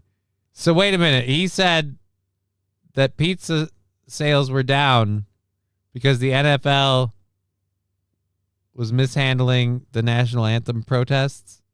Okay. Racial slurs in 2018. He resigned as a chairman of the board after admitting to the use of a racial slur during an internal company media training call. Although he is no longer involved in the company's management or advertising, Shatner has maintained a public presence, frequently discussing his business journey and legacy on podcasts and personal platforms. Yeah, does he still own any in the business, though? Does he still own anything? So Kaepernick got him fired. No. He got himself fired for saying that Colin Kaepernick is why he couldn't sell more pizzas.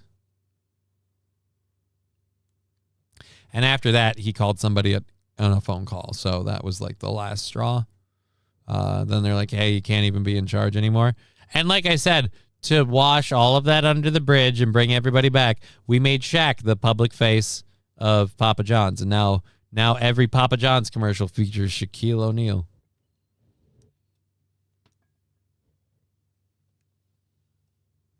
I'm going to say this. I don't know if Shaq has any kids, but if he does, them some lucky-ass kids. They're going to be doing well. He's got, like, a piece in the auto business and everything. He's got so many tendrils out there just doing well for himself. So, yeah, that's the original owner. He was a racist. So, here's what I'll tell you. The pizza isn't any better or worse with or without the racist owner. It's just still not impressed by Papa John's. Not my favorite pizza. Not a fan of Pizza Ranch that much either, if I'm honest. But I prefer Pizza Ranch to Papa John's. And this is just, again, the Ubers, the DoorDashes. These systems and things for people to have a little side gig really doesn't help. We should just pay people to do jobs. People have jobs as a delivery person in terms of, like, at the Pizza Hut. Just make a goddamn little bit of money. Never had Papa John's. It's got, like, a sweeter crust than most pizzas. At least the last time I had it, which is a long time ago. So, I don't know. It's not impressive to me. It's never been impressive to me. It's a pizza I'd eat. Like, here's where it is with pizza. Most of the time, if it's, like, fresh, I can eat fresh pizza. Refrigerated pizza depends on the type. Like, if it's leftover pizza. But, yeah, Papa John's, meh. Shaq is by far the smartest basketball player ever. He has been guided financially in an amazing way. Well, good for him. He definitely made a lot of himself after being a basketball star and had that whole movie career thing. I think it was on a couple of Olympic teams. So he had a fabulous career, and then now he's owner of like a whole bunch of businesses, and he gets to be an announcer on sports programs. It's a pretty fucking sweet gig, yeah. Local pizza spots, always better. No, not always. Not always. Local pizza spots can also be absolute dog shit. Okay, local pizza spots are like chains. You have to gauge them on the individual restaurant. Surprisingly, the best za in Cloud is the Cafe Renaissance over by Fleet Farm. I've never had their pizza. Do they deliver, or do I have to do DoorDash? I don't like doing DoorDash. It's not a thing I do. Shaq, was Shaq not in Space Jam, or was someone else? No, I think, well, no, Michael Jordan was in Space Jam. Was Shaq in another Space Jam or the original one? I don't know. I don't know what one Shaq was in, okay? DoorDash, unfortunately. Then, yeah, I'm not going to be doing that. I'm not doing DoorDash. I really don't like DoorDash. I don't trust it. I just read this where because they put an app in, the DoorDash drivers were taking advantage of it to double stack orders to save on gas and maximize their profits. And they're like, fuck that. So you'll wait 15 minutes for your pizza because I'll wait 15 minutes for the next one to get here because those two deliveries are like 2 blocks apart. Fuck that. All right. I wouldn't be surprised if I were to find out that's what's happening at Toppers. Because I'm going to be honest, Toppers pizzas, we're on the subject of pizza. Now I'm fucking hungry. Great. Thank you very much.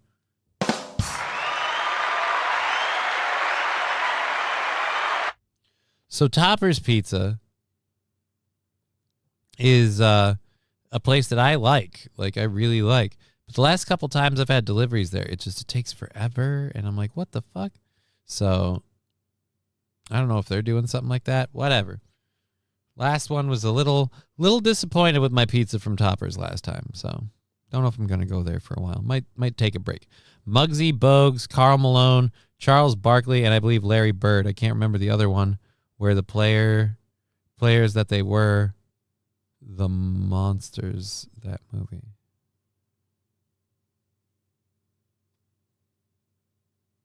King Kong Dong says Toppers is the best cheap pizza in Cloud. Wild Saffron. Pizza rant incoming. Like, not a rant. It's just deliver your fucking pizzas, man. Like, Domino's delivers pretty fast. So, again, Toppers, I don't know if I'd say best cheap pizza. It's not cheap. If that's cheap, then I don't want to know how much the pizza at the Renaissance whatever is. I can't afford that shit. I don't consider Toppers cheap pizza, but it is delicious. I have to go get it in person now, apparently.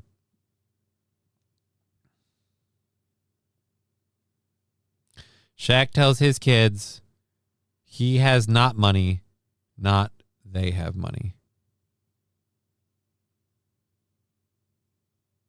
Oh. Okay. That doesn't make a whole lot of sense. AP says E-Wing. What's E-Wing? $30 a pie at Cafe Renaissance. Oh.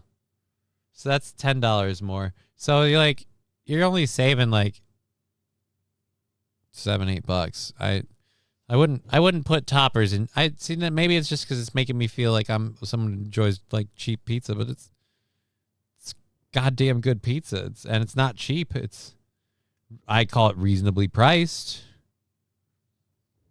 Wouldn't call it cheap. Hey MSO, how you seeing? True Pizza is good. True's Pizza is good.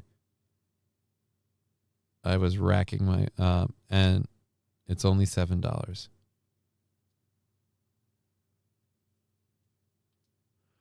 Toppers is $6.99 a pie for me.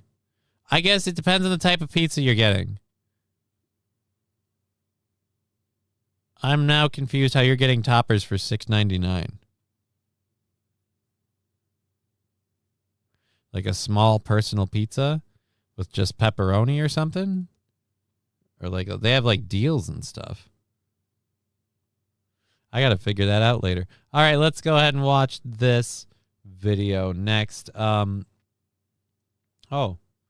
video shows gunman opening fire indiscriminately on Memorial Drive in Cambridge. Police say there is no current threat to the public, and the incident was shut down on the usually busy road for hours on Monday afternoon. So that was on Monday that it was shut down. So what happened after that? All right, so this happened on Monday. We'll open both of these. Open link in new tab. 2 or more topping medium pizza deal for $6.99.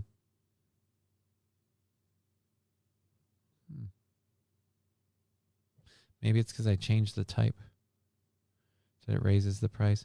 I get more than just the pizza. Like I get a drink and stuff too. So it's clearly it's me. We'll look at that later. Open link in new tab. Boom. Let's flip over to this. So firstly, this started on Monday. We just have a dude with a... Oh, God. So that happened on Monday. It almost looked like a paintball gun for a minute. Consent. This happened, I believe, yesterday. Same area, Cambridge, near the university. They obviously want to respond to, again, a dangerous shooter situation. I do not consent for my vulnerable neighbors in our welcome community sanctuary city to be at risk. And to make sure we hear from neighbors more directly impacted than I am, I will also be sharing a recorded note from a Putnam Gardens resident. He's unable to be here, but feels that ShotSpotter surveillance puts him and his family at risk. ShotSpotter surveillance. So having devices that detect gunshots is putting them at risk of what? It doesn't make the gunshots happen. AP says buddies in Detroit, the best. Well, if I get over to your neck of the woods, AP, we'll give that buddies in Detroit a try. How does that sound? Now I gotta see. Don't know why you would, but sure, why not? There we go. Boom, boom. Not missing any of those. Good, good, good. Why in the world would you be at risk for having a ShotSpotter surveillance system? Again, just a system that hears and detects gunshots, starts alerting police. How are you at risk for that? AP says ShotSpotter is a joke. Okay, I'm just curious. The cops come over and shoot. Well, then what is ShotSpotter if you know what you're talking about? I'm finding out about it from this, and it's being reported as shot detection and gunfire detection, and they're getting rid of it because it puts people at risk, is the argument. The first time that woman said that, she does not consent. Occasionally, I'll guilty pleasure myself some Sbarro at the mall. If you're at the mall, Sbarro's is fine. Sbarro's is fine if you're at the mall. The same way, if you're in a town you've never been to before, stopping at Fazoli's isn't a big deal.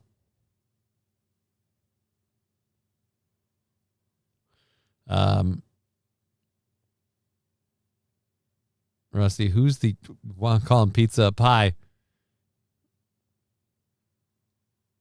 And then sauce isn't gravy either. Oh dear Lord. I love the extra sauce on the side, and I can like dip the bread in it. No, I'm sorry. I like me a saucy pie or pizza pie. I love me the Fazoli's. Fazoli's was like the legit spot to go when I was in high school. So is that still a thing? I don't know. Do they even still live? Sbarro's gives me heartburn. Only if you eat a bunch of it. Rusty Grammar. Kong's getting timed out. Why is Kong getting timed out? Because he loves Fazoli's? That's not a timeout where the offense. You can't do that, Rusty Grammar, just because you don't like Fazoli's. He loves Fazoli's. People have the right to choose. People have the right to choose. Was she the lead in Black Swan? I'm starting to suspect it. But all right, so AP, it detects gunshots in a hope to triangulate the shooter. It doesn't work. Okay, and so I'm going to operate on your information that it doesn't work correctly. Does it put these people at risk? En la última audiencia, los residentes hablaron abrumadoramente en contra de ShotSpotter. ¿Saben por qué? Porque las familias de... Sir, this is Cambridge University, not fucking Mexico. It detects gunshots and hope to triangulate. Hell no. So it doesn't put people at risk. It's just useless. This puts black and brown communities in Cambridge in very real danger. It's a bipartisan.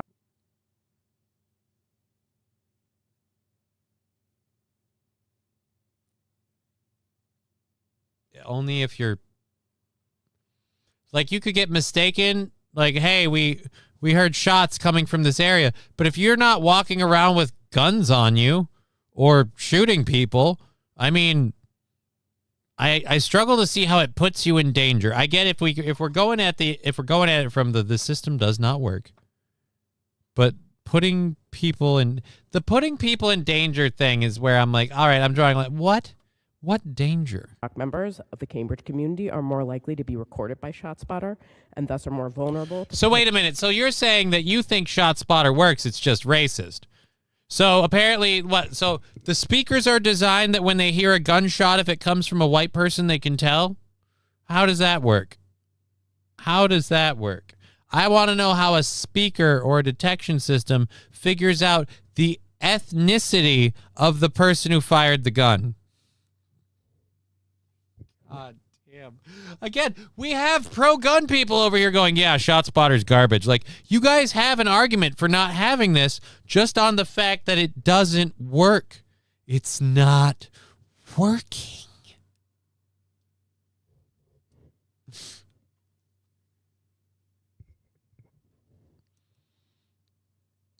So it puts brown and BIPOC people, it puts them on because it reports them more. No, it doesn't. Again, we're hearing that it doesn't accurately report anybody.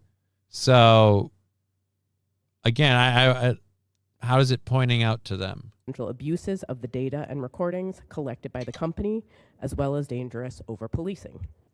Over-policing. Okay. You do realize Monday you had a guy walking down the street just going pop, pop, pop, pop, pop with his rifle. So, over-policing?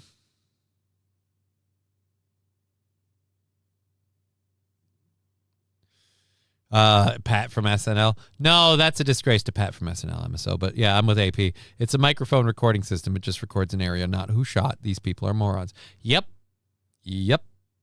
But apparently, again, that person said that this is going to unfairly affect communities of color. So just say the part that you want to say. Like, you accuse people like me and others of being racist if we say things we see as facts. Just say the thing you want to say. You think we can't do this because then all the black people get caught out shooting each other. And that's, again, incredibly racist of you. Is this the city that removed the gunshot alarm because they were catching... Well, they weren't catching predominantly black folks with it. They're removing the gunshot alarm because they think it'll put them at danger. But yes, this is Cambridge. Surveillance does not equal safety. We do not need microphones on top of buildings listening to every loud noise in the vicinity and sending in police in order to be safe. No, it doesn't. It doesn't do that, though. It hears several loud noises that sound like repetitive gunfire, and it has the cops just check it out. Oh, Lord. I do not consent for... Oh, you do not consent? Yeah, she doesn't consent.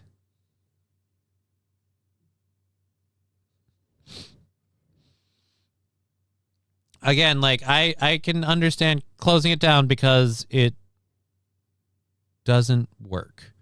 Shutting it down for not working makes total sense. But arguing to shut it down because you're worried that migrants and indigenous people and black and brown people are somehow going to be indiscriminately targeted more than, or specifically targeted, not indiscriminate, but specifically targeted more than other people.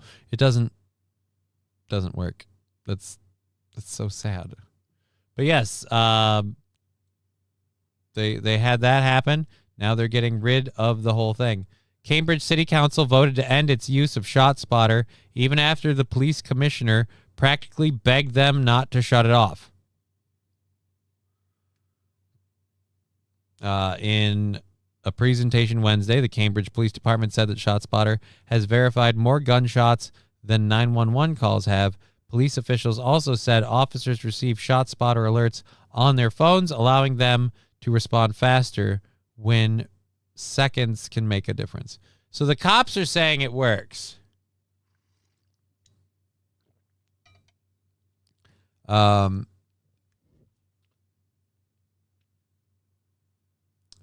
Crimson City's three major groups in the nexus of the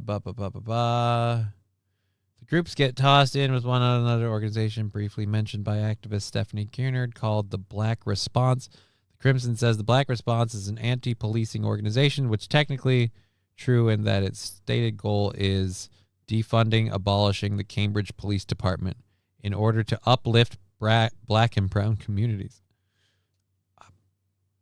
I'm sorry, but not having cops won't make you stop committing crime. Spencer Piston, a Boston University political science professor, said ShotSpotter alerts could indirectly increase federal involvement if they lead to arrests. Once a person is booked, he said, the fingerprints are entered into the database accessible to federal agencies, including immigrations and customs enforcement. So just again, because they might hear gunshots and they might arrest somebody, we don't want that to... But Monday you had a guy firing into traffic with a rifle. You're right. You don't need the cops. You don't need the cops. But it doesn't pinpoint anyone. Right. It brings the cops into the area. And yeah, Pen of Bishop helping keep the goal ahead with $5. Thank you very, very much, Pen of Bishop. And that goes direct with what we have sitting in the YouTube. Thank you very, very much. That's going to put us at 50 for the 27th. I appreciate that very much, Pen of Bishop. Thank you. Thank you so much. Let's just get you out of there. Boom. And we're good. I appreciate that. We also had a huge amount of support earlier. YouTube Shorts, honey pie. What the fuck is a honey pie? We're going to find out what a honey pie is in a minute because now I'm super curious. And I kind of need something different to do after that last story. That's very disappointing. You could just complain that it doesn't really work. But as opposed to doing that, you want to complain that, again, black and brown people are going to be unjustly fired. If you don't have a gun, they can't arrest you for shooting. They can't use this as evidence. It's not used as evidence in court. It's not used for prosecution. It's used for detection on where they might need to distribute the police. And after you have an active shooter shooting at you from at drivers on the road, pretty sure. All right. So this is a honey pie. I got sucked in just for the name of it. What the fuck? Make this easy honey pie for Pie Day.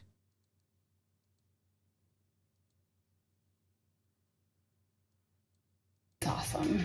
When I went to eat all of the good things in Charleston, South Carolina, I fell in love with the honey pie at Welton's Tiny Bake Shop. Come to find out that honey pie is the very first ever written pie recipe in the history of pies. It was created by the Romans in the 2nd century. Now, the very first recipe for honey pie used a rye crust, which I've skipped, but I did keep the goat cheese in my recipe, which you'll find in the caption. It's like really subtly sweet, not overbearingly sweet, tangy.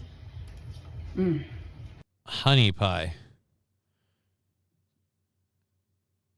Johnny, discover the joy that is honey pie. I don't have a kitchen to make honey pie right now. All right? I have a kitchenette. It makes do.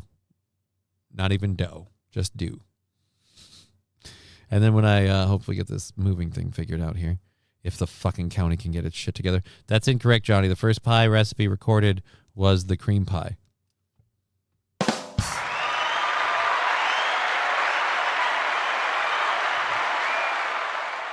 I'm going to press X to doubt on that one, Los Federales, but hell, what the fuck do I know? Maybe it was. Maybe it was. Wild Saffron saying, the more you know.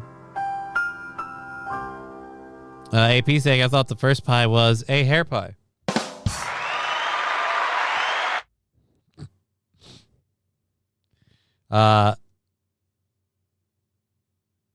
Rusty Graham, I think non-whites have more advantages than us. I was told I can't get any grants for college because I checked the white Caucasian box on the form. Dude, I told my therapists and my caseworkers, I'm legit. Like, is the problem just that I'm a white guy? Because this shit is ridiculous. I told you when we filled out these forms a month ago that I filled these forms out before and you said those were the wrong forms. So we needed to do a different form. Only to go fast forward to a month later to now.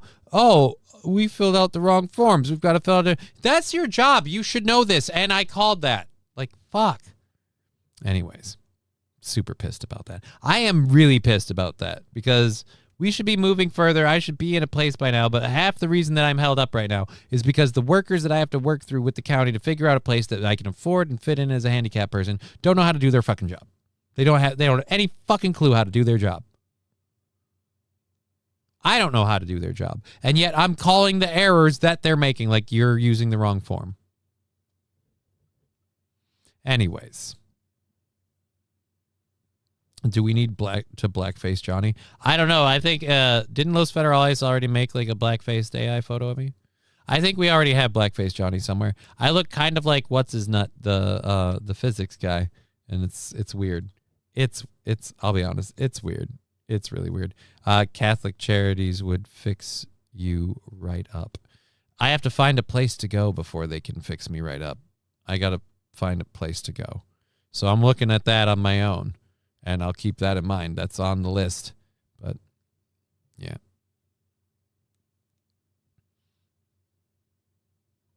Balls deep if you aren't claiming to be Somali. It kind of feels that way. It kind of feels that way. Just a touch. Just a touch. Alrighty, so there we go. There. That's the pie. The honey pie. Not to be confused with the honey pot. Or the hair pie. Or the cream pie. Yeah, well, again, that's how I feel. That's how I feel. Safe Light Repair, Safe Light Replace. Ooh, that's rough. At least with Safe Light, you can get... Okay, so this next video we're going to play for you. Just remember in the interim of proving it can always get worse, we have a Mexican sports journalist who was carjacked on live TV. He was doing a show from his car while at a gas station in Morelos, and a video posted to social media. Where's the video? We're going to the video.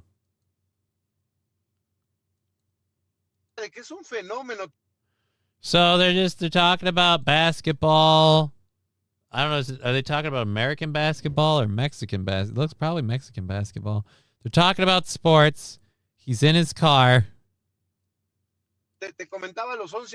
Pat Fargo, being retarded should count. That's what my therapist said. She said, you're handicapped and you're retarded. And I'm like, yep, but that doesn't count anymore. Oh, you can see him right there. And he's wearing a Lakers jersey. So not only is he going to steal your car, he's a fan of a different sports team. I think this was... belief motivated.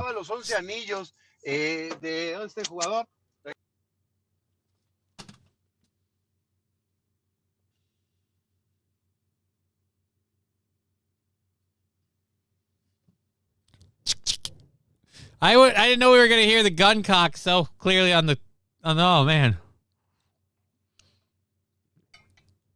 Did you ask him to finish? Why do I get the feeling this was a stunt? It seems a little stunty with the way the dude just walked up at the timing of it, but if he takes his phone and the guy takes his car, I'm going to go not a stunt. He just gave him the keys. His face is on the video. This isn't a stunt because then you'd get arrested for faking this. Why is Mexican basketball and doesn't involve cocaine? I don't know what Mexican basketball is, and it probably involves cocaine. Either way, this guy is getting carjacked right now. He almost looks like a chubby version of my dad when he was younger. All right, he's taking his phone.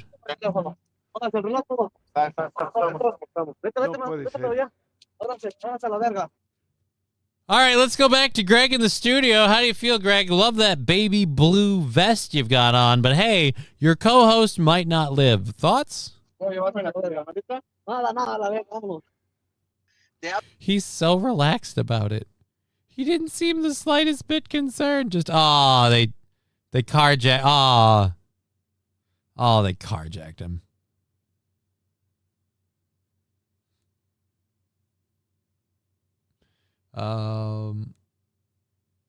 Yeah, so they carjacked him, and his co-host couldn't give a shit. But what happened to the groceries? I don't think there were any groceries in the car. And why weren't you in studio? What, were you on location, checking up on a thing? That was a stunt. Way too calm. Yeah, you can keep calling it a stunt. It's being reported as the dude got carjacked. So I'm going to go ahead and go with that because right now there's no evidence to the contrary.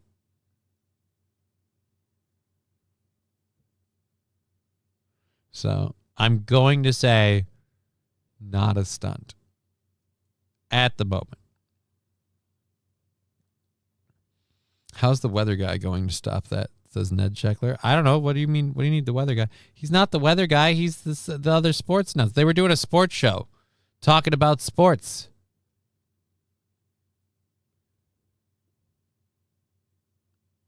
Lab glass, no, that's not what anyone asked for. Did he get his cocaine? Nobody was asking for cocaine. There was no cocaine. Where are you getting the cocaine part from? We have an hour and a half. I got to get through this. We got third hour stories to get to.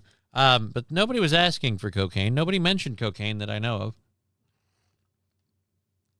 They stole his car. Los Federales, that's not a stunt. It just happens so often in Mexico that everyone is just calm and chill about it. That robbery is real. I figured the robbery was real.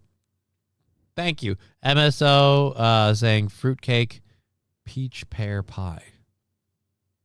Ooh. That sounds interesting, too. Now everyone's going to make me want to have pie. I don't have any pie. I can't even make a pie. I don't have pie-making apparatus. I have to get an oven for that. I don't have... Well, there's one upstairs, but I don't have ingredients.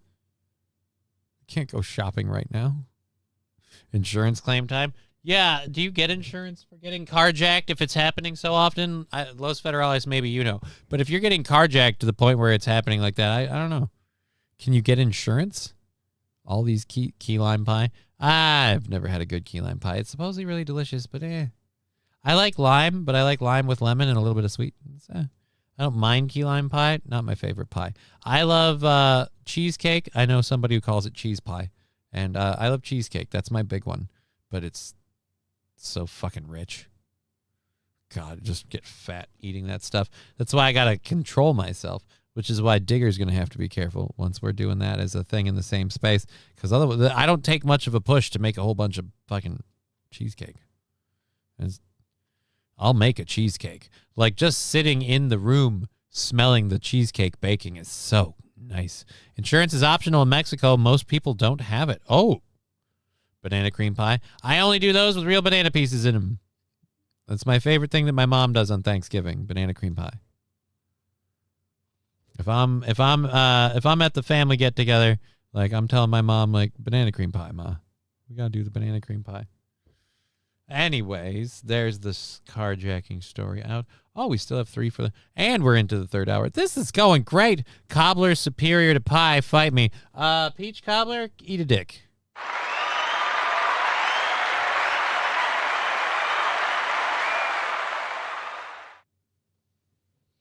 Unless you're talking like peach cobbler a la mode. Like if you're doing it a la mode with like the ice cream, that's a la mode, right? Yeah, that's okay. Apple pie is king. I agree with MSO. Banana bread beats some serious balls. I also would say a good cherry bread. Fruit bread in general can be good. Zucchini bread, one that I didn't realize, absolutely fucking delicious. Coconut cream pie with toasted shaved coconut. Fuck, now cheese pie is really good. My great-grandmother taught me how to make it. Yeah. I have a cheesecake recipe that's been handed down through my family from, like, I think, like, my grandmother's grandmother. So it goes back a ways. It's a New York cheesecake pie. That one requests you actually make a dough and make your own crust, which I generally cheat on that part, and I switch to graham cracker crust. Not graham crapper crust. Why are we talking about pies? This is not supposed to be a food show. Chess pie, not cheese. Oh, chess pie. I don't know what chess pie is. Matthew Q, I'm more of an apple man. Everyone has their own preferences. It's okay. It's fine. It's fine.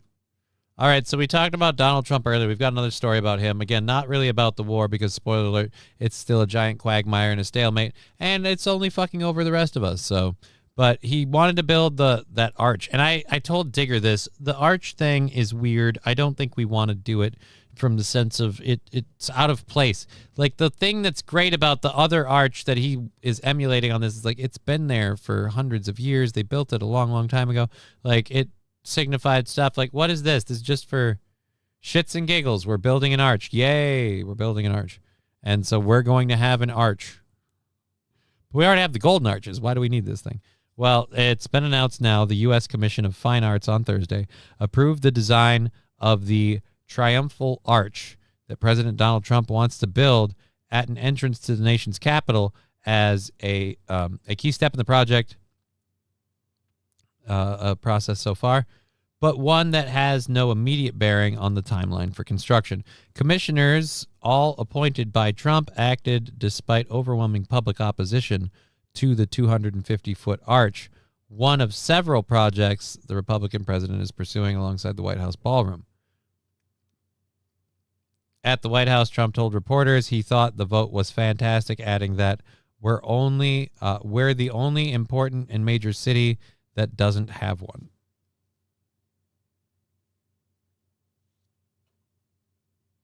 I'm pretty sure most of Mr. President, pretty sure does London have a fancy arch? I know there's one in France. Is it really all over the world? I don't think it is. I really don't. And I'm positive that Chicago doesn't have one. Minneapolis doesn't have one. That's an important city. St. Paul, it's just... At least nobody mentioned quiche. I have mixed feelings on quiche. It's just it's like an omelet that won't make up its mind. That's why you did the White House balcony ballroom thing too. Yeah, I know. How about a arch in front of where we execute the peace files? I don't think we can do that. I'd be fine with it then. But I don't think we can do that. So we're redoing the reflecting pool and updating a whole bunch of shit. But apparently the commissioners have decided that the designs will be toned down a little bit. They're taking 8 feet off of the overall height, which I don't know what that means. And they're getting rid of the 4 golden lions that were supposed to be at the base, which I'm fine with because just flash cut to people vandalizing that shit. Trump should just make the McDonald's put the arches back. I mean, that would be more on brand if it was a McDonald's arch. That Trump loves McDonald's. I wonder if Digger can make a great pie. Digger, can you make a great pie? You got a pie that you can make? Why don't you chime in when you can? Tag in the chat and let us know what pie you can throw out in the great pie fight. All right, so let's Trump keeps the statue but removes the lions. Okay. So the arch would stand 250 feet tall from its base to a torch held aloft by a Lady Liberty-like figure at the top of the structure, flanked by 2 gilded eagles, but the 4 lions envisioned as guarding the base were removed. The phrases "One Nation Under God" and "Liberty and Justice for All" would be inscribed in gold lettering atop either side of the monument. Again, but most people sound like they don't want this. It would be more than twice as tall as the Lincoln Memorial, which is 99 feet tall, 30 meters tall, and close to half the height of the Washington Monument. Nicholas Carbonneau, a director at the Harrison Design, told the commissioners that Trump considered their recommendation to remove the statue, but elected not to pursue such an option because he wants the arch to celebrate America and the living. This makes it distinct from monuments like the Jefferson and Lincoln Memorials. All right, because there's a lady on it. 10 people who testified Thursday, including on behalf of organizations such as the National Trust for Historic Preservation and the D.C. Preservation League, opposed the arch on grounds that it is too big. They said the project needed to be approved by Congress because it would be built on federal land and that it would disrupt the sightline between the Lincoln Memorial and the Arlington House at Arlington National Cemetery that was created. But stop adding ads. You're moving my text.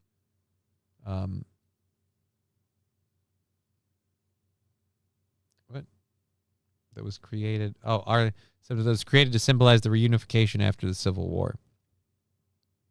A group of veterans and historians have sued the Trump administration in federal court to block the arch construction over concerns about disruptions to the sightline. So I'm guessing they shrank it to fit the sightline thing.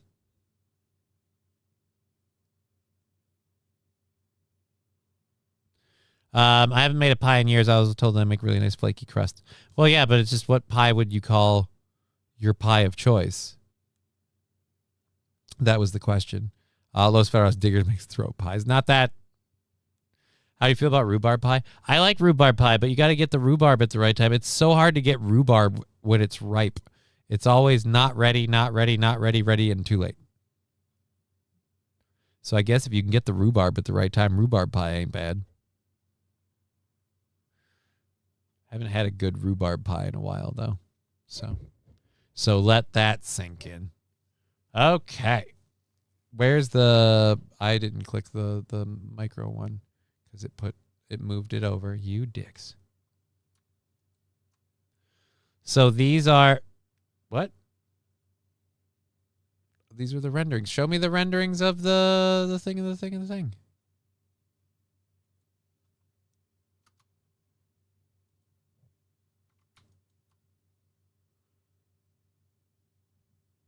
Any minute now. All right. There's no audio. Great. So these are the new renderings of Trump's triumphal arch if it's released. So that's the lady with the torch. I'll say this. Get rid of the lady. Get rid of the fucking lady with the torch. This looks like a weird Caesar's Palace entrance. I'm going to be honest. These renderings look gaudy as fuck. I guess apple, my pumpkin and lemon meringues are good too. So what you're saying is that rhubarb is like a Chinese woman and her looks are not ready, too late. Pretty much. There's a microscopic window to get the rhubarb right. Can you smoke it? No. That just looks, I'm sorry, that looks tacky to me. These big gold statues look tacky. This is bronze or something. This whole thing looks kind of tacky. I'm on the don't do it team. It's idiotic, imperial-looking nonsense. Yeah, I don't really care for it. I don't like it. I don't think it looks good. I think the eagles and the lady look tacky, and it just is too big. Just what the fuck purpose does it serve? It's just to be there, just to make it, just to have it. Okay, cool. That looks like it sucks. Just saying. Just saying that looks like it sucks. Do we have a few more renderings? Let's keep going. Or was that the last one? Oh, and there's the big one from the... Yeah, dude, I'm sorry. The reflecting pool will be here or something? Or wherever... No, this is Arlington. That's still just... That looks dumb. Just a giant... Liberty and justice for all. Fuck off. Yeah, I'm not a fan of the arch. The arch can go. Let's not do the arch. You're already doing the ballroom, buddy. Let's not do the arch. Got the ballroom. Let that one sink in. Alrighty. Had rhubarb pie, Memphis, Tennessee tart. Yeah, it's much better in my humble opinion if you do a rhubarb and apple or strawberry that takes away from the tartness. Doesn't fit in the rest of the area. It doesn't, which is why a lot of people don't really want it, and I am one of them. It doesn't fit in the area. It shouldn't be a thing. Let's not do it. Lemon meringue, says Pat Bargo. I don't know how to make a meringue. Is that the one with the egg whites? King Kong Dong. The Nut Room. I don't know that we had a room. That they're making an arch. There was no room. I hadn't heard anything about a room. How about an arch in front of where? Yep. Jumped in. Sounds like a big friggin' waste. Where they gonna hang the Israeli flag from? Oh, they don't need to hang the Israeli flag from it. Does Trump have a small penis? Is this why he wants to build shit? No, he wants to have his name written down. He wants to be remembered. And so that's how he thinks he can make that happen. He's trying to leave monuments to his ego. That's what it does feel like. Well, Saffron, America, gaudy is not our style. It's Donald Trump's style. It always has been. So I'm not surprised that that's what Trump thinks is. But meringue is fun to make, yes, with the egg whites. Meringue is also touchy. All right, so you can make the fucking meringue. I'll make the goddamn cheesecake. I'll make the fucking, what is it, Neapolitan cheesecake. Get a little interesting little bing bang boom for your cheesecake. Alrighty. Oh, in our animal story segment. I didn't realize how close we're getting to that. We're getting through all the end of our second hour stories. We're coming up to the halfway point of the third hour. Thank you all so much for being here. Deal, Johnny. All right. You heard it here first. It's a deal. I'll do the cheesecakes. You do the meringues. It sounds fine by me, man. And we can both do the lasagna. Not due to skill, just because I like my lasagnas a particular way and it's a lot of work. It's better in a team. I do a few recipes with rhubarb. A jam with candied oranges, maraschino cherries, and strawberries. That sounds really good. A rhubarb bread, similar to banana bread, but with strawberry and barb throughout. Yeah, like I was saying, fruit breads, I've turned the page on those. I've really liked those the last couple of years. So that could be good. That could be nice. Sounds like those flavors could work out great.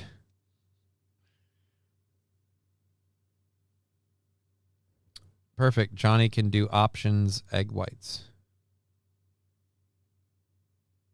I don't know what we're talking about now. Now I'm confused.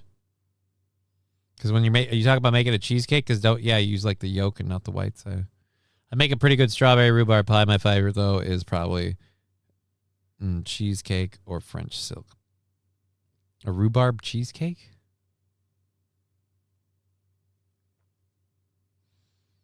I don't know. Maybe. Okay, so we've got 2 stories left from the second hour. We are obviously going to be doing the show tomorrow.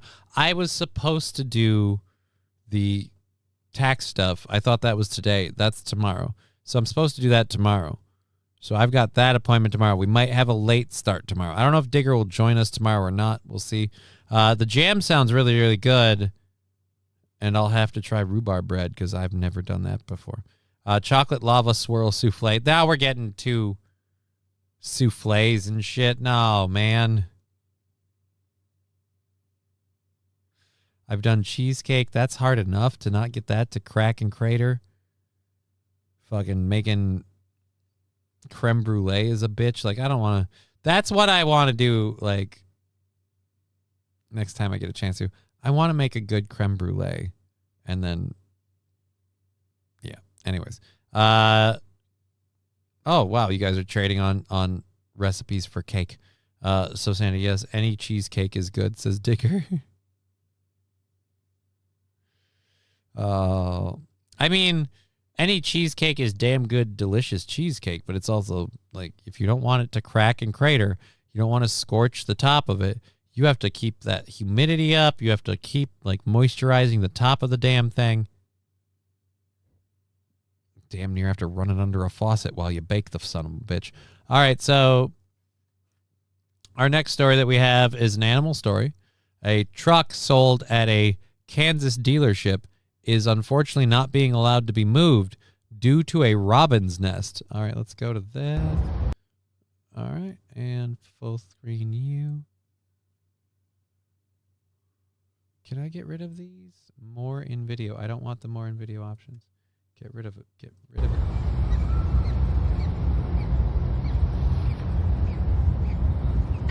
So a robin built a nest on this truck. The truck sold. I don't want to open these.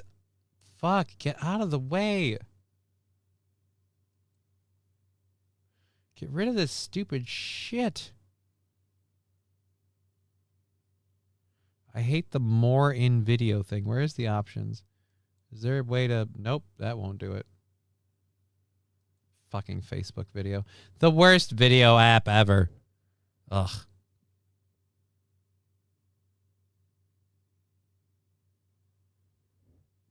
Here we go. But again, they found the birds. The truck sold. Somebody bought it, but they can't move. So they have to wait? Do they have to wait for these little guys to...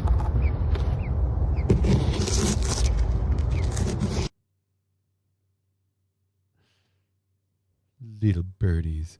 Wild Saffron. Yeah, animal time. Well, those are little chicks.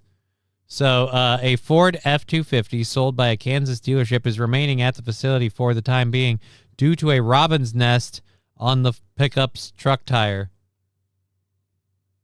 The Oath Ford Lincoln dealership revealed on social media that an employee recently noticed a mother robin building her nest right atop one of the truck's tires.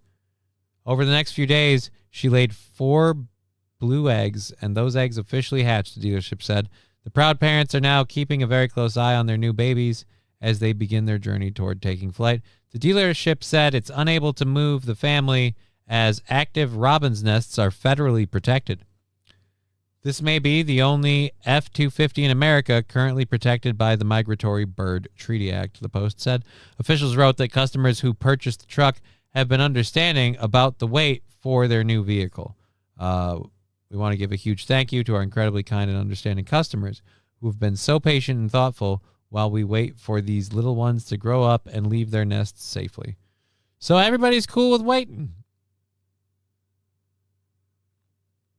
AP says robins aren't protected. That's not what the story says.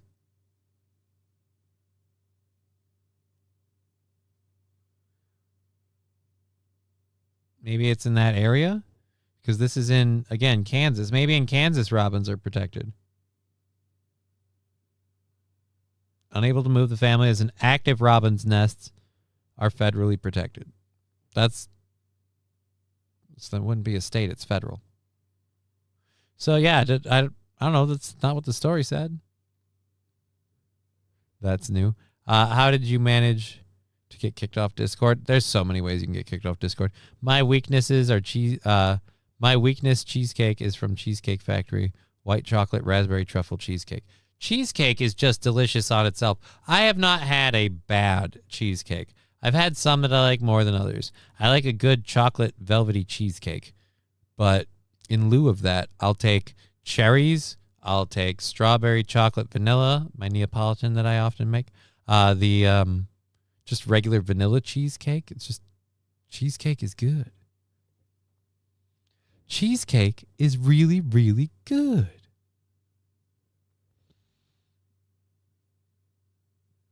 Wild Saffron says, wait till a raccoon eats the babies on a tire is awfully low to the ground. Well, hopefully it will be too far away from any raccoons at a dealership. But you're right. And something as simple as that could happen. I had a cooking class in high school. I made the best bake Alaska and my meringue was perfect. I've not been able to make meringue since. Baked Alaska is pretty hard too, isn't it? Baked Alaska. I don't know that I've even had a baked Alaska. I thought, isn't that one of the ones that's very hard to cook?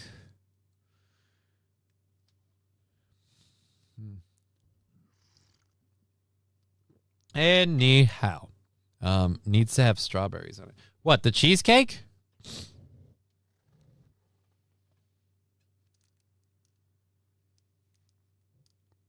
Active nest, that's news to me. Yeah, that's what, here, let's check it. While you're there, are robins federally protected? Are robins?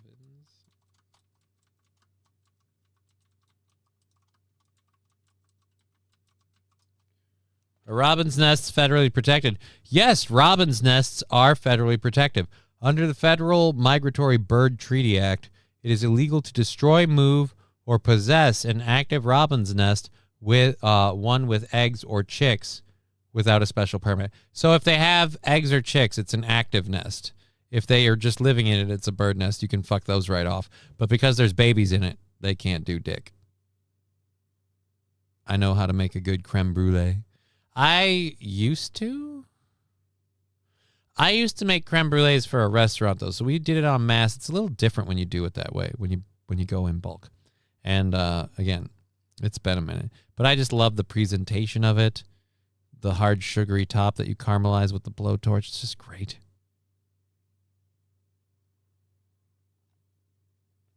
I would have moved that truck. I could have moved the truck. You can't. You got to take the bird nest off the tire. You can't kill the baby birds. That's why they won't let you do it. Meringue is too dense when you use store-bought eggs that are already old. Find someone with fresh eggs because the water content in the egg white is what you want. Well, Atomic Ray, then can you offset that by adding a drop of water content to the overall thing? Like you add a little bit of water in when you start mixing?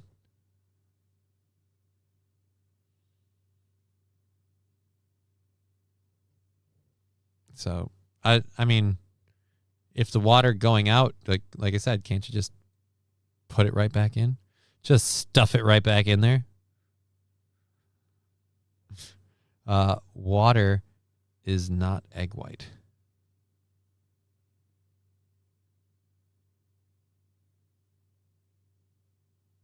Yeah, but the water content in the egg white, if it depreciates, can't you add more water to the thing when you're mixing it? I don't know. Just a thought, if it's losing the water content.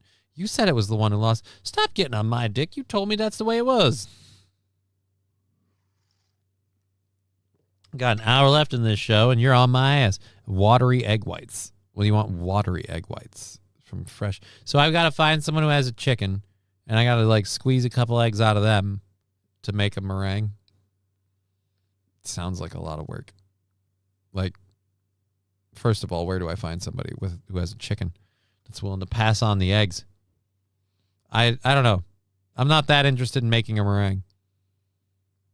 I'd probably just go with the store-bought eggs and figure it out. Like milk, you take the cream out, it is watery, not that it becomes water.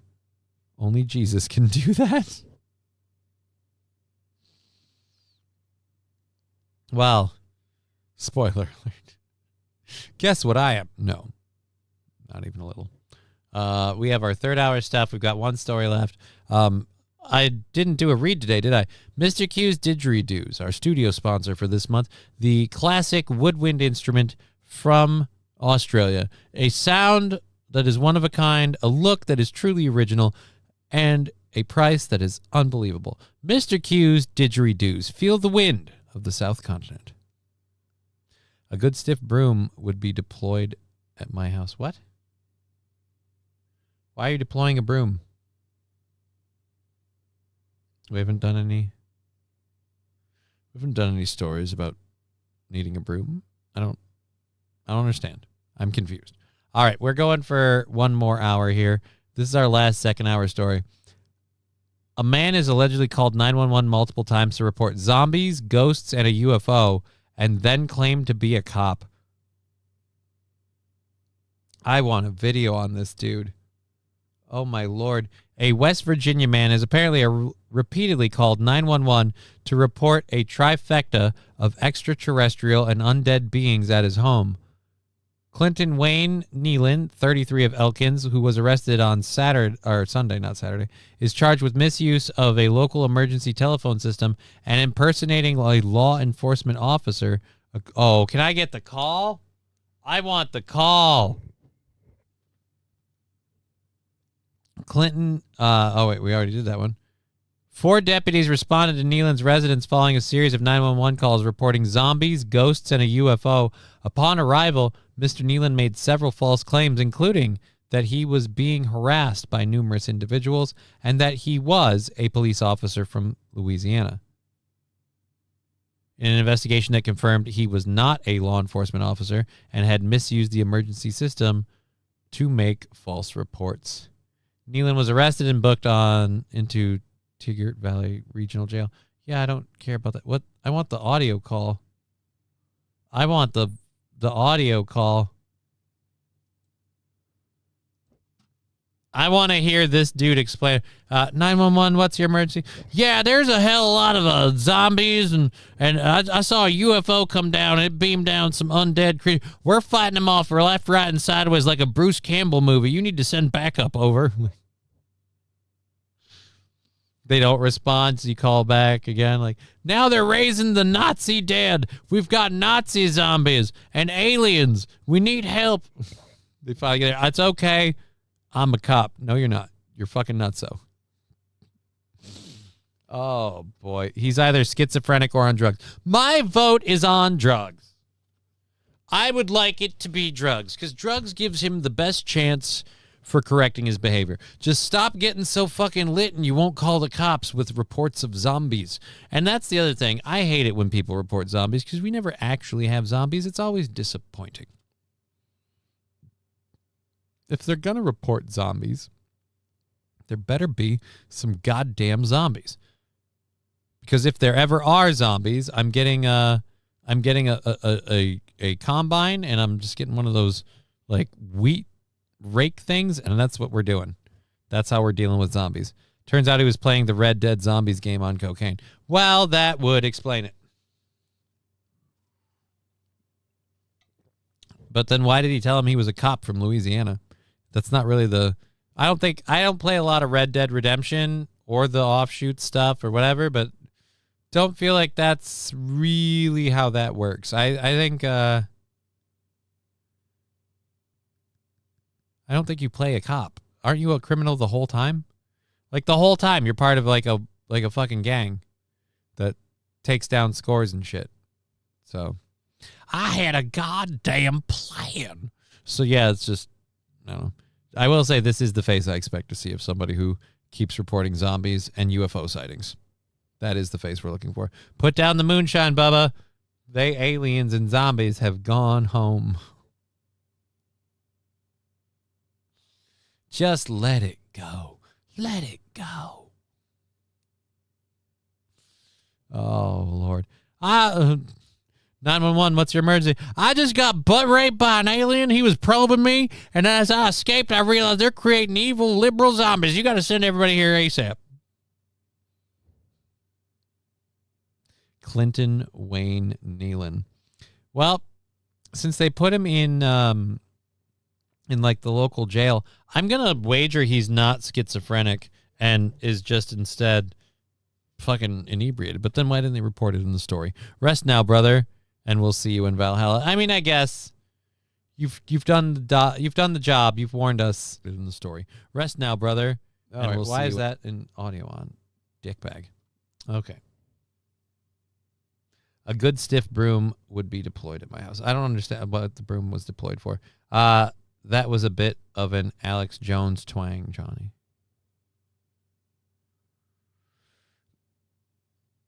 I'm sorry. I'm 911. I need help right away. There's aliens. There's ghouls. There's goblins. They're coming from a butthole, and they're diving in like a fucking sucker fish. I need you to get here ASAP. They're cloacal diving my asshole right now. I need you to save me as soon as possible. I'm just a good goddamn American.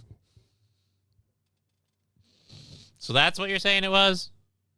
That Alex Jones twang? That Alex Jones twang? That's the only Alex Jones twang I have. So I cannot give you any more twang. Oh, a good stiff broom?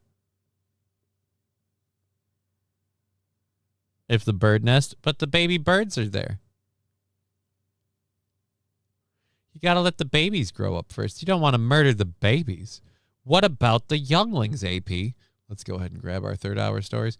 We have an hour left in the program. Third hour stories loaded up.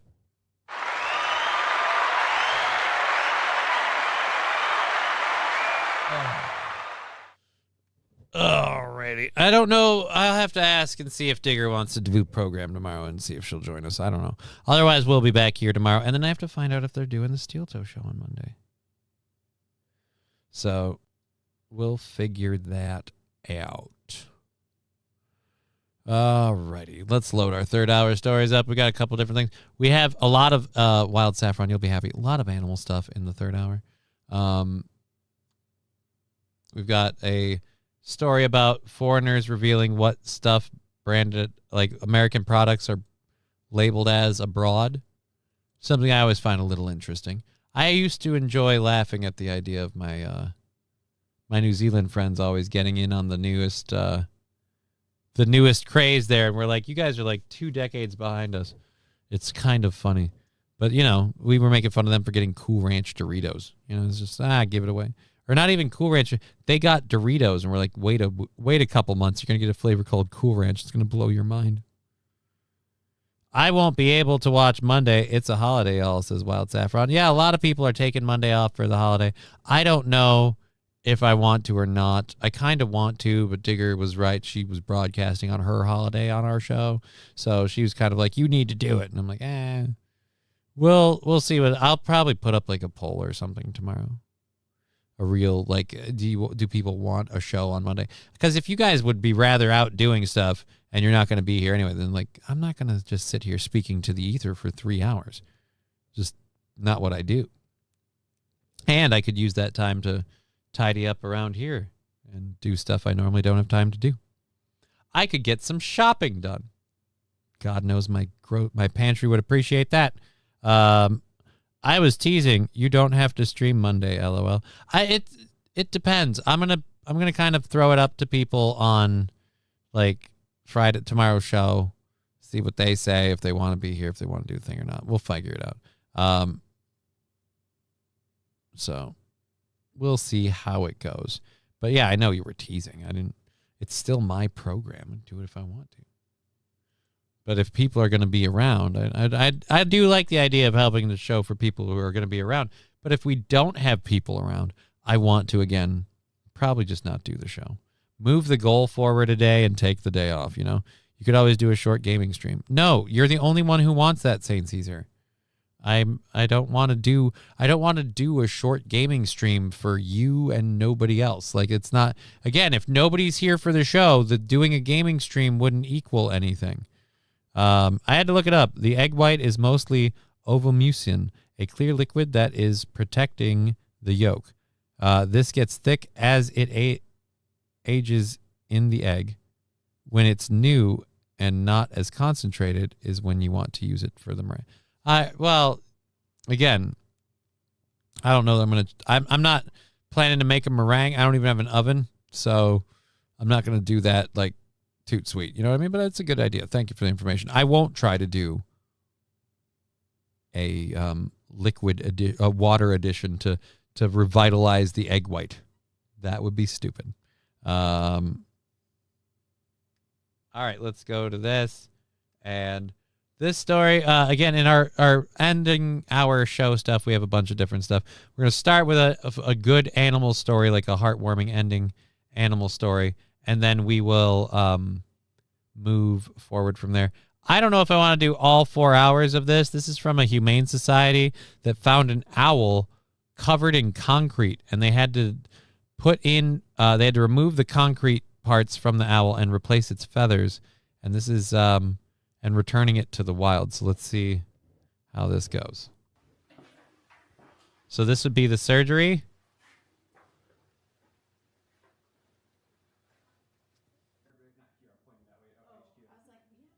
Because of concrete? I don't see any concrete on any of the feathers. Or they had to put these feathers in because of the concrete. They removed the old ones because of the concrete, maybe? Again, nobody's explaining the concrete setup, but we're refeathering a bird. I didn't know you could do that. I kind of thought once out, they're out. You don't put them back. Wild Saffron says, take the day off, enjoy the time with your kiddo. I'm kind of feeling like I'll do that. We'll get her watch the Mario movie on Monday. That's a solid plan. She'll fucking hate it at first. I'll start it before she gets down here. I have a whole bunch of popcorn. She'll begrudgingly sit there and eat popcorn, and then she'll watch the movie. And then every time it gets a little tense, she'll be like, ooh, scary, I can't watch. And I'll be like, dude, I've seen what you watch on YouTube. This is nowhere near as scary. It's weird how stuff scares you when you don't want to do it.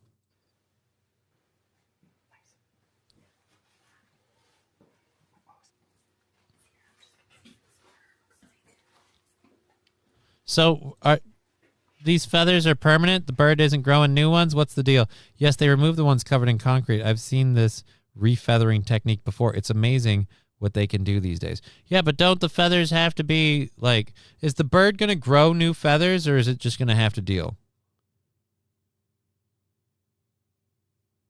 I didn't know they could refeather a bird. I didn't know you could unpluck that chicken.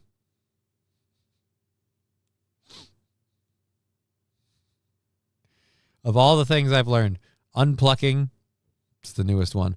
Birds molt. So the feathers will be replaced over time, right? So these are hanging for now, and then they're gone after a while.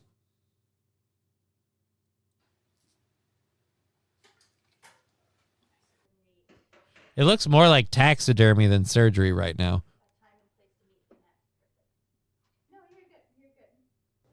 Okay, we are going to get past this to the parts that matter then. The what? The mark.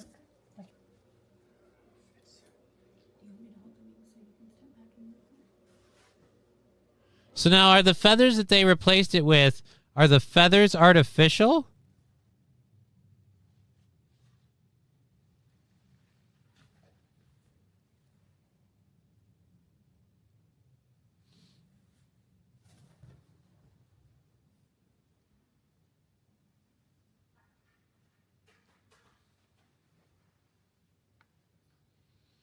He's flying. All right, so we're rehabilitating the owl. So that's crazy, man. Those things actually work. Birds molt. I'm very interested in this technique myself. Never seen it before. Yeah, I've never even known it was a thing. Poor owl. Yeah, I like owls, man. I'd say if I don't want to have a bird. I never would want to have a bird, but if I had a bird, it'd either be a raven or an owl.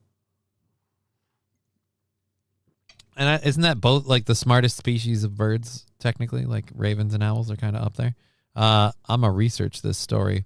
Yay, he's good again. He's flying. It looks like he's rehabilitating. How do they keep the feathers in? I have so many questions. And how long does it last? Like, he dinged a bell. I'm going to say he's breaking in the new wings pretty fucking well.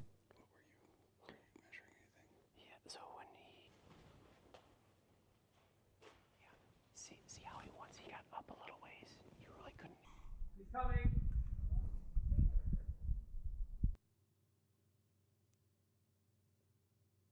Nice. So they rehabilitated the bird. And then he just flew up and out once he got good.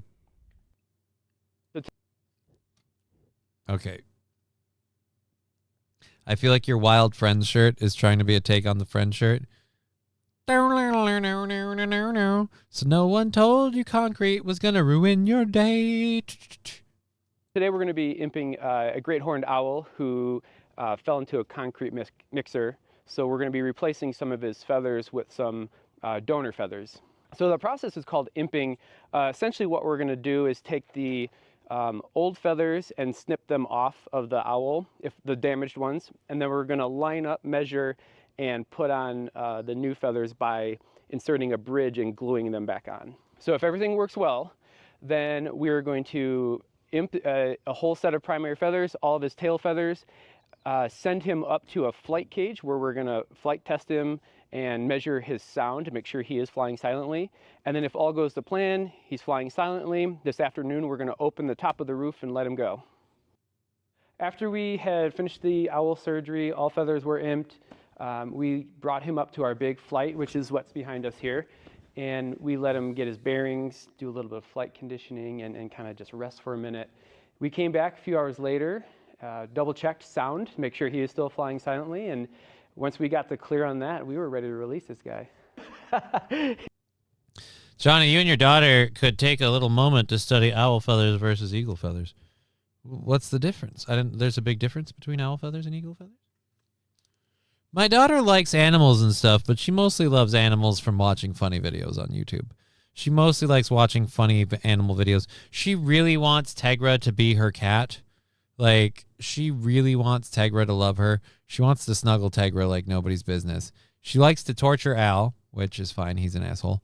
But, yeah, no, she really loves Tegra and wants Tegra to love her. Owls are dumb from what I understand. Ravens are the smartest bird. Well, I know ravens are smart. I didn't know if owls were or not. Good to catch a fine bit of Johnny. I hope you've all been well. We've been doing well. Digger's having a little bit of a tougher day, so she's staying offline and in the chat. She didn't do her own stream, and she's been in the chat on ours when she can, and she's just handling some stuff around the house, just kind of taking it one day at a time, as are we all. Oh, I'm sorry. She can speak for herself. I'm still standing, so all is well. Hope you've been good, too. Ryan Dirty Llama says owls aren't dumb. Yeah, I thought owls were a fairly intelligent bird. I know they get they're seen as signs of it as symbols of intelligence and wisdom. So maybe I'm taking the wrong tact. Digger says owls are rather intelligent. So yeah, we got two people fighting. Owls are dumb from what I understand. Well, you understand wrong, AP, because two other people are telling you you're wrong. The birds can donate feathers. So do they have the same blood type? I don't think. Does the blood flow all the way through the feathers after they've grown up all the way? This imping situation that they're doing seems more akin to like when you cap your cat's claws, as opposed to like clipping their nails all the time. You just cap them, where you blunt them down, you throw some glue on, and you put plastic caps on, and they can't scratch anything.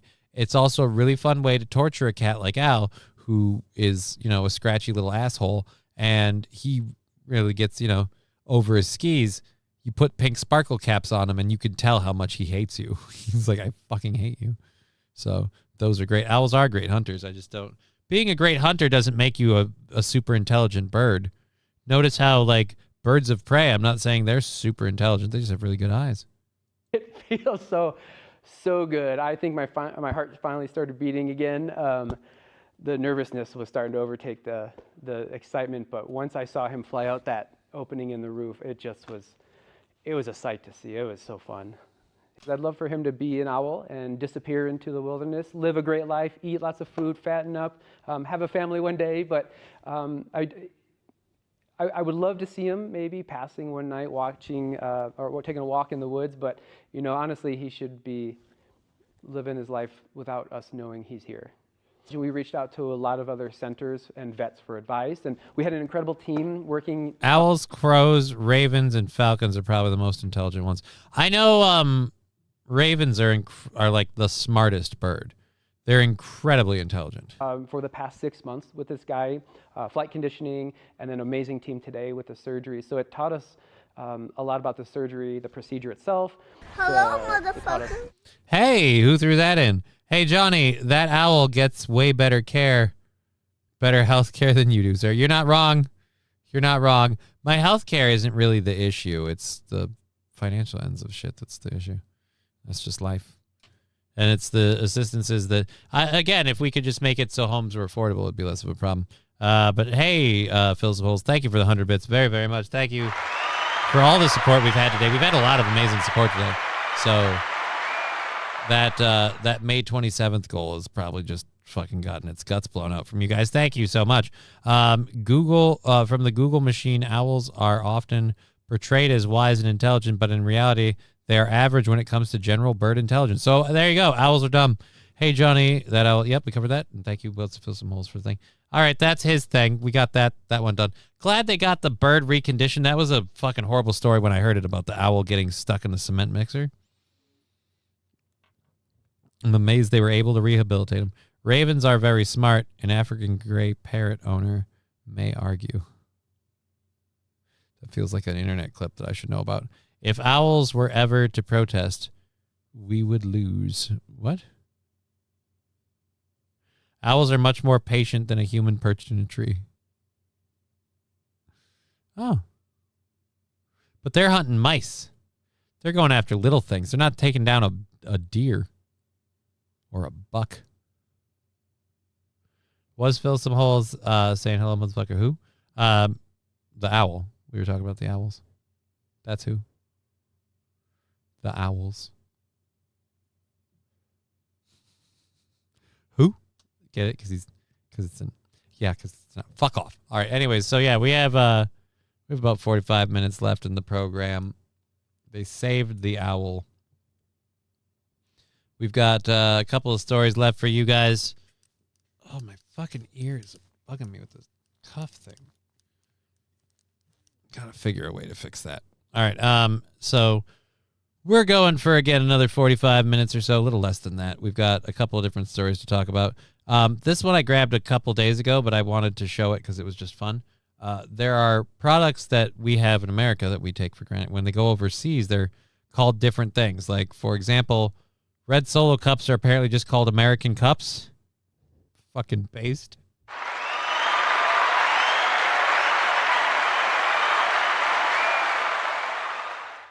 So American is just slapped onto several products, including red Solo cups and double wide fridges. Nice. So it's just an American fridge. Let's go over to this for the video. So Doritos Cool Ranch is called Cool American Flavor. Ah, Cool American Flavor. We have so many not cool American flavors. See, that makes me think we actually used Americans in the flavoring. Like we cut them up and we threw them in the stew. My grandson got a cool white owl tattoo. Tattoos are cool, but what about the actual owls can see in the dark, and their feathers are specially formed for flying, for silent flying, in order to attack prey without being heard. Yeah, that part I was aware of, and that guy was saying they were measuring the decibels of his flight to make sure he flew silent. Where did they get the donor feathers? They said donor feathers, but from where? They just start clipping feathers off other owls? Where do they get donor feathers from?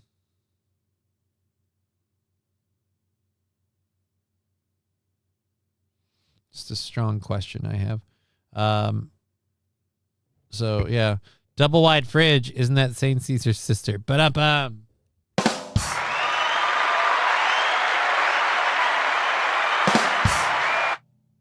At Rusty Kramer. Why are we throwing that one to Rusty? I haven't seen Rusty for a hot minute.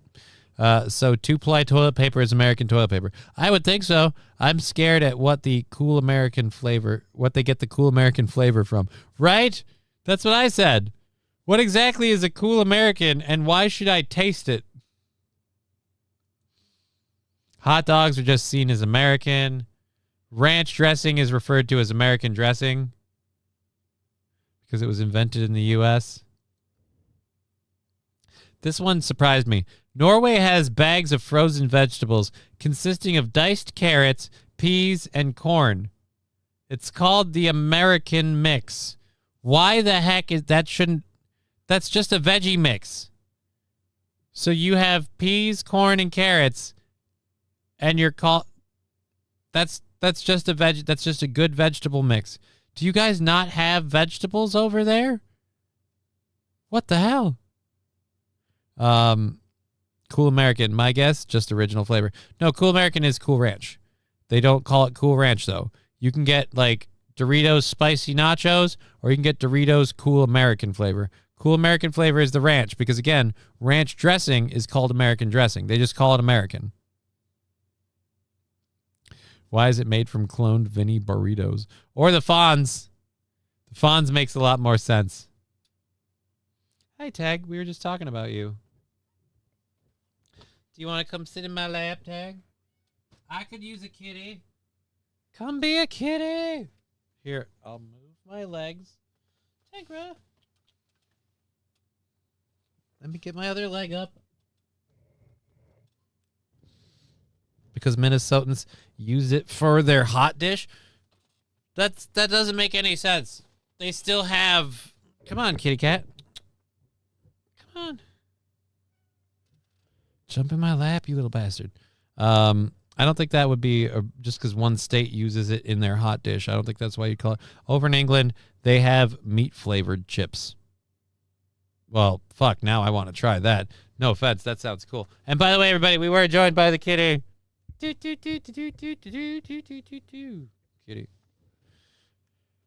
Johnny is too young to know who Vinny Barbino is, I guess. Yeah, I don't know who Vinny Barbino is. I did, but I recognized the Fonz reference. So I got the Fonz one. I just didn't get the Vinny Barbino. Barbarino. Vinny Barbarino. Let's say this. If I know who he is, I don't know his name. I'd know his face maybe or work he's done, but I don't know who that is. Pretty sure I don't. All right, so there we go. The cups are called Solo cups. There's only 5 of them. We're going to have more products than that. DX. All right, let's go through this. Poster observed that ranch dressing is labeled American dressing in many countries. Cool Ranch Doritos are called Cool American. We covered that. Coincidentally, ranch dressing was invented by a Nebraskan plumber, Steve Henson, while he was cooking for workers at his Alaska ranch. Later in California, he and his spouse, Gail, established the Hidden Valley Ranch and Ranch Eclipsed Italian dressing as the #1 salad garnish by 1992. However, as the sauce isn't popular in Europe, they swapped out the name for American. So they just call it American. Pringles came out with their summer chip flavors, and they're all sponsored by Miller Lite. So they're making beer chips?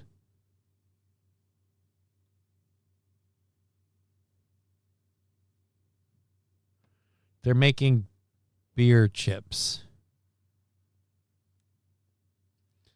Welcome back, Cotter. Okay. Can I quit my job? I missed too much Game Over podcast. I'm sorry. You can retire for the day. I'm sorry if you missed too much of our show. We didn't have Digger. I just got my cat. She's not mad. She's not happy with me because I keep trying to pick her up. Yep. There you go. See you later, sweetie. She wants me to go sit on the futon so she can just curl up in my lap. She's very happy to be a lap cat. It's one of the things that Ivy doesn't understand. Tegra wants to sit in your lap and you just pet her softly for a while she snuggles you. She does not want to be chased around the house, and Ivy's too small for a lap snuggle. So beer-flavored potato chips. That's what I said. Beer-flavored potato chips. Utterly disgusting. I didn't think I could hear a suggestion worse than chicken and waffles, because Lay's chicken and waffles were the most confusing potato chip I've ever tasted. But if you're telling me that, was it Pringles you said? Pringles is coming out with beer-flavored potato chips? I shudder to think. Beer-flavored potato chips. Let's see if that's really a thing. Pringles.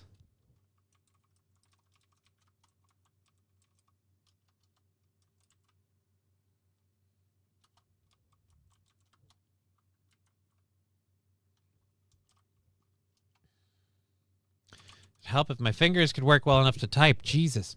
Pringles and Miller Lite have teamed up for a limited time edition grilling-inspired snack collection. 3 unique savory flavors that combine classic backyard barbecue staples with the crisp, malted taste of Miller Lite. Oh, dear Lord. Oh, sweet Jesus. Miller Lite Beer Cheeseburger combines sharp beer cheese with juicy, hot-off-the-grill burger notes. Miller Lite Beer Braised Steak features char-grilled steak flavors with umami, black pepper, and a hoppy Miller Lite finish. And Miller Lite Canned Chicken, loaded with roasted chicken seasoning, garlic, onion, and light lager. These chips are available at participating national retailers, including Walmart, Target. All right.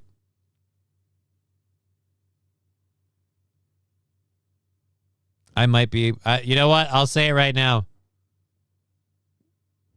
$10 a can. If I can find them, you pay me $10, I will eat them. I will eat them. I'll go for it. 10 a can. $30, we do the whole thing. All 3 flavors, and I have to eat them all, even if they suck. Alrighty. So there we go. I'll see if those are out. I'll look for those when I go out shopping this weekend. I'll see if they're there. They're all sponsored by Miller Lite. It's like cheeseburger. Yeah, we just went through it, Mr. Q.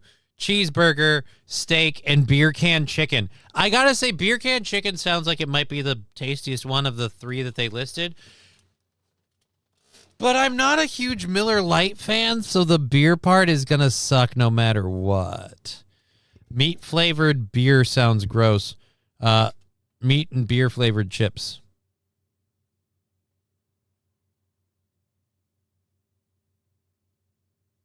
Meat and beer-flavored chips.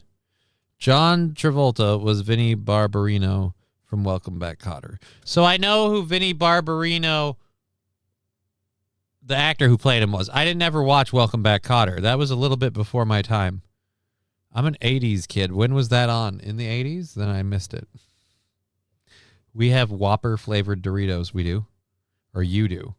You guys do. I wouldn't mind Whopper flavored Doritos. Why Miller Lite? Why not the champagne of beer? Straight Miller. Light beer is for girls, says Mr. Q.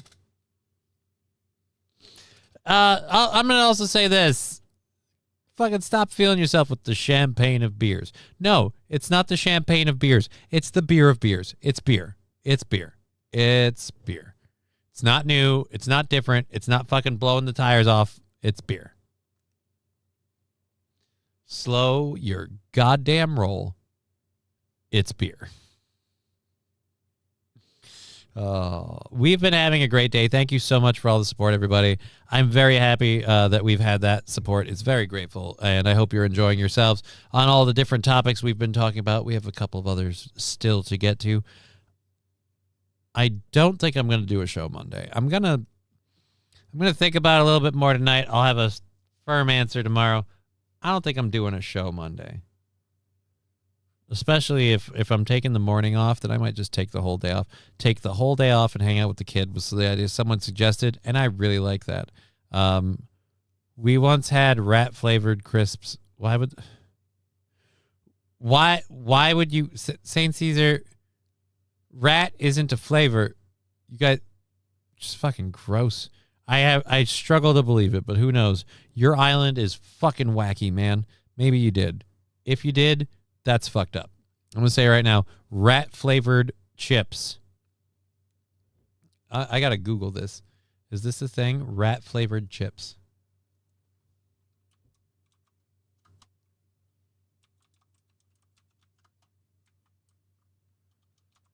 Rat-flavored cat food seems like it might be a thing. Commercial rat-flavored chips do not exist. However, rat snacking involves eating small, unusual flavor pairings. Rat nachos. Yeah, there's a lot of... It sounds like rat is a weird way of just pairing different flavors. Crunchy potato chips. That's not it. Cricket loves chips so much. Charcuterie chips. Yeah, I got nothing. I find nothing for rat chips, man. Sounds like a good plan for Monday. Yeah, taking the day off and hanging out with the kiddo sounds like the way better plan for Monday. Everybody's going to already be doing their own stuff. It's a lot. Let's just take the day. Just have it for the kid. So I'm going to find out what's going on with the Steel Toe show and whether or not I'm doing that Monday. Because if they're doing a Monday thing, I kind of want to take the break anyway. See how it goes. All right, so first gray wolf in Sequoia National Park. So apparently, Sequoia National Park has not had any gray wolves for 100 years. They have now spotted a gray wolf. The female wolf traveled hundreds of miles across California in the past few months. Oh, so like we shipped it, or they just moved the wolf. Finally tonight here, the remarkable return to Sequoia National Park. Tonight, what hasn't been seen in more than a century, now marking an historic return in Sequoia National Park in California. The first time in more than 100 years, a gray wolf has been recorded there. The 3-year-old female wolf has been tracked by scientists and by wildlife groups. Oh, I was going to say, I hope she moved herself, because otherwise, if you guys moved her, you just moved her and she can't get any dates, man. California Department of Fish and Wildlife. Gray wolves are a protected endangered species in the state. Gone from California since the 1920s. They began returning in 2011. Tonight, the new milestone, the first publicly known gray wolf in Sequoia National Park in more than 100 years. The gray wolf's return. Hey, so we're rising. Nope, fuck off. We just did that one. So, hey, we're cloning the dire wolves. We're getting the gray wolves back. I can see cats loving rat-flavored chips. Right, that's the first thing that came up when I did the Google search writing during Llama was rat-flavored cat snacks. Which I didn't even know there was a thing. I didn't know there was rat-flavored cat snacks. I have so many questions about rat-flavored cat snacks. How do we get rat-flavored cat snacks? What do you know is a rat flavor? And what does a rat taste like to a cat? We have so many fucking boxes to check here. Because you got to figure out what it tastes like, get the flavor in there, but how do you know? And not more importantly, cats may not taste stuff the same as people. All right? I think I'm going to the lake, but that's only if I get work done. I'll probably still be around the house. I'm not planning to go out and do anything crazy. It's wild and crazy. But yeah, I'll probably be around. I got to figure out what I want to get my daughter for her birthday. So that's a big thing. That's a big one. That's a hush-hush between you and me. Birthday coming up in like 3 weeks, and I got to really get that squared away. Figure out what the kiddo needs and wants the most. Covered. All right, so we've got a little bit less than a half hour in the show. We've had a lot of funding and support, especially from people on Rumble. Thank you.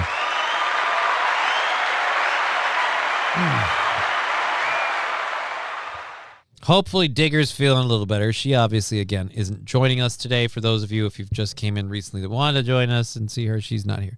She is taking the day to herself. And, yep, doing the show by ourselves until we're done, and then maybe I'll hang out with her after. Maybe we'll get her into tomorrow. I'll try. I'll see what I can do. But I also screwed up my appointment. That's tomorrow, not today. So I might be late tomorrow. The quartering struck another Kino Casino channel. Dude, I think our channel got permabanned. And by our channel, I mean the Steel Toe Show. I don't think it quite got struck though, but yeah, I think our appeal didn't go through if I remember correctly. So not surprised if the quartering struck more of them. That's just shitty. But if we could get Digger on tomorrow, would be nice. All right, so we had a couple animal stories. We did the owl one. We did the wolf one. We've now got another one in California. Mysterious roof poops lead California man to mountain lion encounter. This is one of those where you can't ignore that headline. Mysterious roof poops. Much like the cat-flavored rat treats, I have a question. Or rat-flavored cat treats. I got that backwards. How the fuck did you see the roof poops?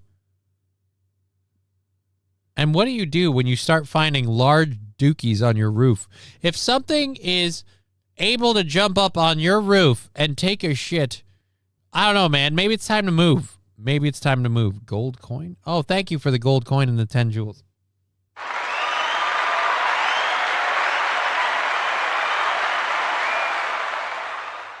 St. Caesar, I don't like Kino, but trashing people is fair game.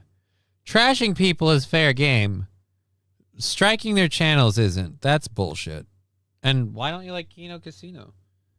I don't watch them religiously, but they're entertaining. It's an all right time. Give it a look-see. I don't mind Kino Casino. And if they want to make fun of me or anybody else, fucking more power to them. If you don't want them making fun of you, you can't control that. So here's what you can do. If you can't handle it, and there's no shame in saying that, plenty of people just can't handle it, just don't pay attention to it. It's not going to do you any good to pay attention to it. It's not going to do you any good to lose your shit. It's not going to do you any good to fucking piss, moan, and complain. So just either fucking ignore it or roll with it. Their laughs are annoying. I'm sorry you feel that way. A lot of us feel like your laugh is annoying, St. Caesar. Anyways, I'm kidding. I kid. All right, so let's get to this. Mysterious roof poops. Mystery poop. Again, if you're finding mystery poop on your roof, it's time to leave. I'm going to just say it's time to leave. Pack it up. Time to go home. You don't deal with mystery poops on the roof. You don't deal with that. That's the sign of you're in the wrong place. Second sign is it's California. A Pasadena family earlier this month. The rare sightings putting people on alert for cougars on the prowl. And Eyewitness News reporter Rob Hayes. Hey. What does random poop on a roof have to do with old ladies that are looking for young dick, okay? What does that have to do with anything? I am tired of women being dragged through the mud like it's all their fault. We have no idea if this is female or male poop on this roof. You can't just assume it's because of some cougar. Details. Matthew Quall, Skittles flavored pot is bad for you. It tastes too good. I've never had flavored weed that tasted like weed. I've had vape pens that have like Fruit Loops flavored things like that. That's the thing. But yeah, I'm not big on the vape pens. I'm kind of just a straight flower man. I like it. There's no muss, no fuss. Easy to smoke, easy to use. Time to go to the Warriors baseball. Let's go take care of everyone. Well, best of luck to your grandson and the Warriors. Warriors. Good luck to you. And we'll see you later. Wild Saffron. We only have 20 minutes left in the show. We've got a story here about a lady talking, or not a lady, excuse me, a family talking about cougar poops. 220. Yeah, it's not 220 yet, though.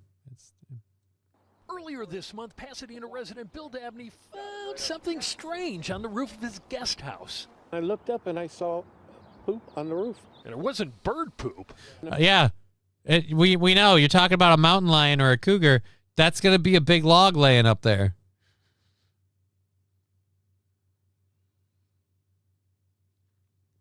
That is a big old log. And I just, again, if you're finding poop on the roof of your home, it's time to leave. And I don't mean like bird poop. I'm talking like you're finding full-size Lincoln Log dookies on your roof. It's time to live somewhere else. That is Mother Nature giving you a sign. There is poop on your roof, sir. It was like 4 separate stools. And big. But it wasn't long before Dabney sniffed out the answer to the rooftop droppings and nearly made his own mess in the backyard. And all of a sudden I look over, mountain lion staring at me. Yup, he was about 10 yards away from the #1 suspect. Oh, there's a cute little kitty. I would have thought, because they're cats, you'd think they'd cover, Hide your poops. Hide your poops. I wouldn't expect them to just dookie and leave. And is this more poop back here? Or is that a board? I can't tell. This is a cute little kitty. That's just a cute little kitty. Riding Dirty Love, I want a weed bud that burns and tastes like ribeye steak on the grill. That would be too dangerous. I would smoke that all goddamn day. And then I'd want to eat a steak. That's the problem with like a good steak. Like a good steak, you get that steaky flavor in your mouth and you want more steak. That's why I argue that if there is divine creation behind our existence, cows were made to be eaten. Seriously, taste them fuckers. They're too delicious. It's not my fault.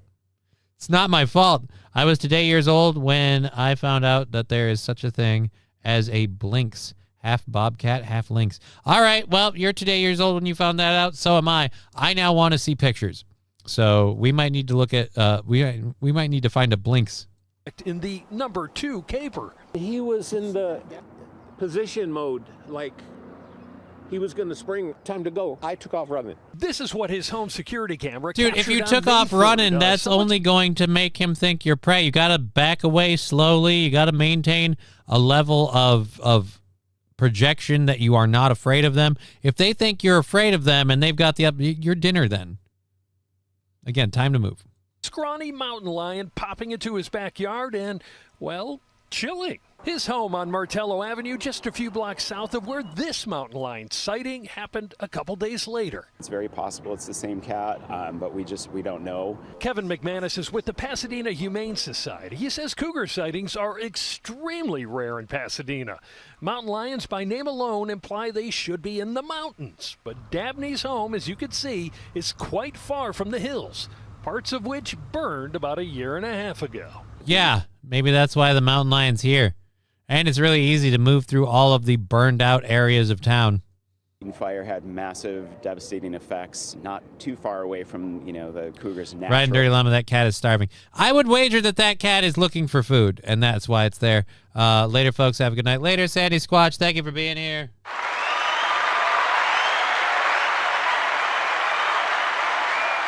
We got about 15 minutes left. We're going to be getting going in a little while. I would like that cat to get some food. I bet someone wants it as a pet and let it loose. I doubt that. Just because, that's a big cat. I don't know how easy that would be able to do.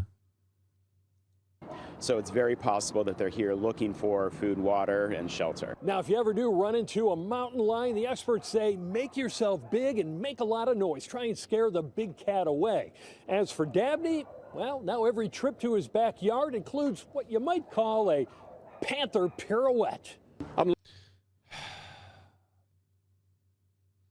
A panther pirouette. Eat a dick. Looking like this. And he looks hungry. He looks real hungry. I felt bad for him, but not that bad. Yeah, he looks real hungry. Throw him a steak. In Pasadena, Rob Hayes, ABC7 Eyewitness News. You throw a mistake. That's about the best you can do. It's about the best you can do. All right, so a blinks. That's what we're supposed to do.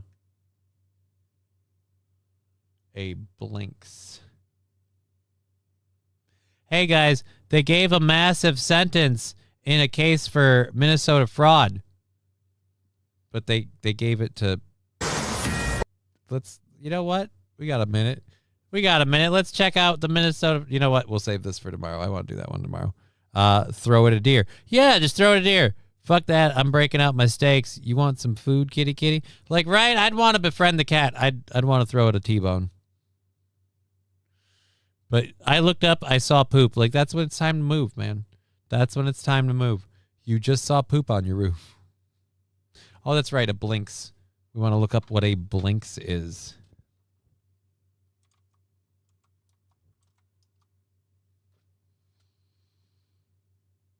All right, images. Bobcats and lynxes are able to hybridize. The offspring is fertile, and it's called a blinks. Okay.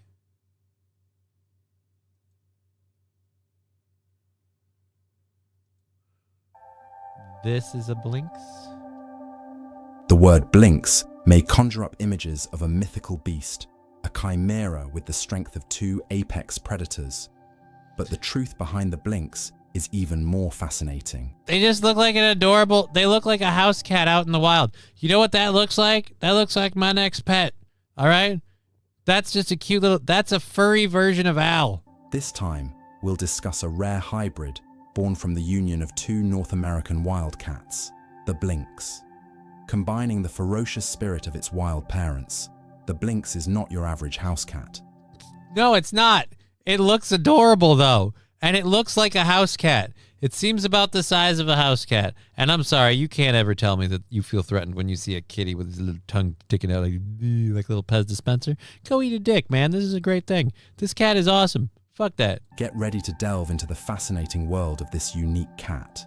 The blinks, or lynx cat, is the result of a fascinating cross between the bobcat, Lynx rufus, and the Canada lynx, Lynx canadensis.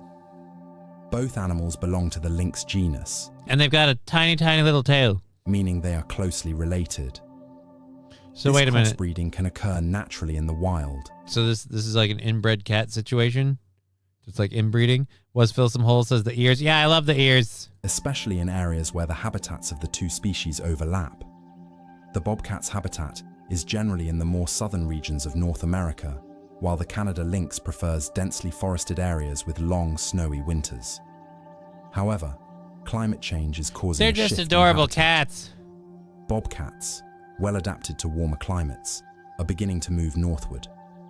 This increases the chances of encountering Canada lynx. All right, I want to hear that video. I guarantee you those 2 cats are just meow, meow. That's what they're doing at each other. It's adorable. Which can ultimately lead to crossbreeding.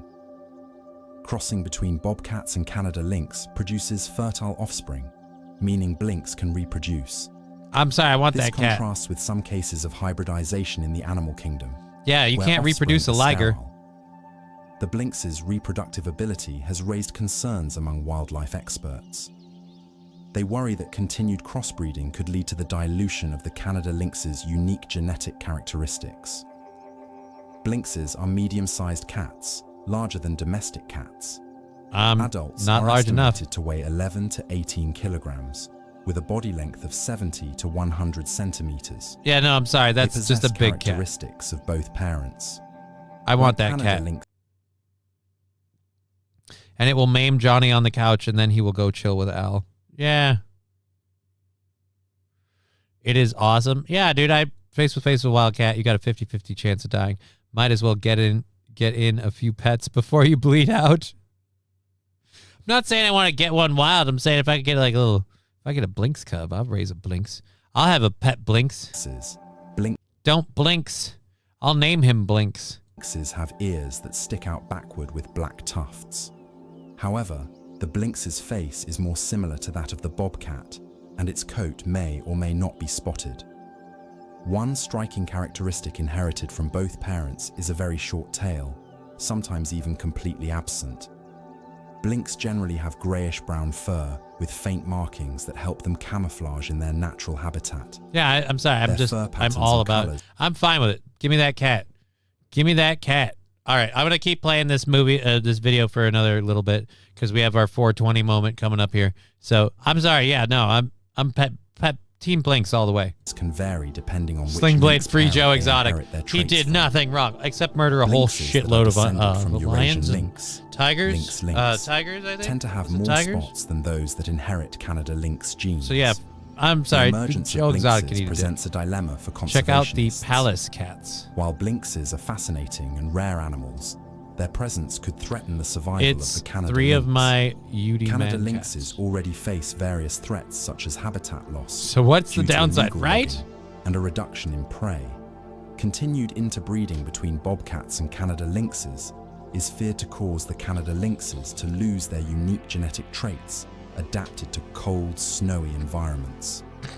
If the characteristics Well, not to be a dick-ass fuck, but you just said the environments in Canada ain't that cold no mo. of the Canada lynx are diluted by bobcat genes, their ability to survive in their natural habitat could be jeopardized. Researchers are still studying the long-term impacts of the blinx's presence. Further research is needed Other than to having a understand cool-ass how name. this hybridization affects the Canada lynx population as a whole. Look how cute those are! Lynx are a reminder of the impact of climate change on wildlife.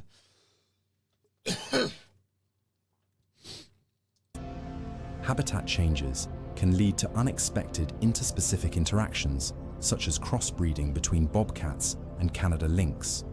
Yeah, While lynx are unique animals. It's how Mother Nature ensures the survival of species. Like, notice that this particular species of bobcat moved into an area that was more favorable to it, so they started breeding with the older species of bobcat. The older species of bobcat in Canada, the Canadian bobcat, is going to get, of course, or Canadian lynx, which is it? Anyways, lynx. Anyhow, I'm sure it's fine. If it gets warmer, they'll be fine. And if it gets colder, they'll be fine if they're Canada lynxes. These guys, the blinks won't be able to. They won't be able to weather the harder Canada mountain cold regions, or maybe they will once they're set up. The local DNR guy told me about them today. I thought it was cool. Not only do I think it's cool, I want one as a pet. Their presence presents a dilemma for the Canada lynx's survival. Continued conservation efforts are needed to protect the Canada lynx's habitat and ensure... Honestly, other than the fact that you're encroaching on the Canada lynx's habitat, but in order to make these, you have to have a Canadian lynx in the mix. Like, it's a half and half deal. So let's be honest. The real problem is the amount of traders in the Canadian lynx community. Because if we limit those motherfuckers, then we got it. Digger, another point for living in BC. That's not another point for living in BC. It's border town for these guys. It doesn't matter. Like, you tell me if I move up there, you're going to let me get this cat? Is that what you're saying, Digger? You're saying if I come to your side of the fence, you're going to let me have this cat? Probably want one that's more gray. But yeah, a cat. Survival in the wild. Oh, look at that kitty. That's just an adorable little kitty. Cats that love to play in the snow. That'd be fun. That'd be fun. Until the government releases the dire wolves. Oh, that's right. That's another one where I'm like, God, just freaking domesticate them. I know they're wild wolves, but fuck that noise. Look, you see how cute those puppers were? If we can have a space large enough, I'd totally have a wild cat for a pet, says Digger. Lynx live more north than bobcats. Again, the blinks is a mix. The blinks is a mix of the two. So, I don't know. So now I just have to find, I guess it's all about the size of the space. That's what we have to do. That's what we have to do.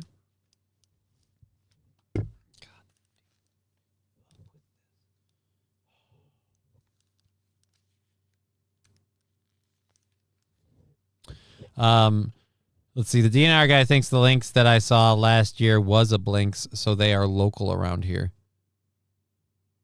Don't pick on the blinks, says Was Fill Some Holes. I'm not picking on the blinks. I want one as a pet.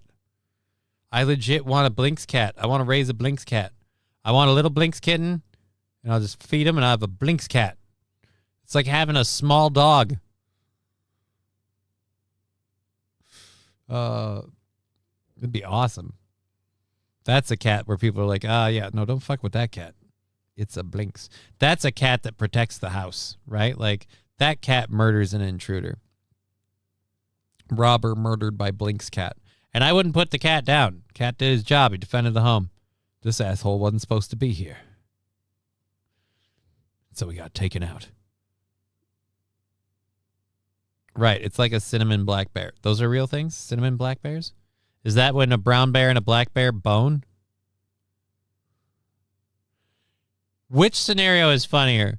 A brown bear, like, squashing a black bear, or just, like, a male black bear just laying pipe on a brown bear? Like, I feel like that one's funnier, because that bear is tinier on top. Like, that's a fun one. That's a fun one.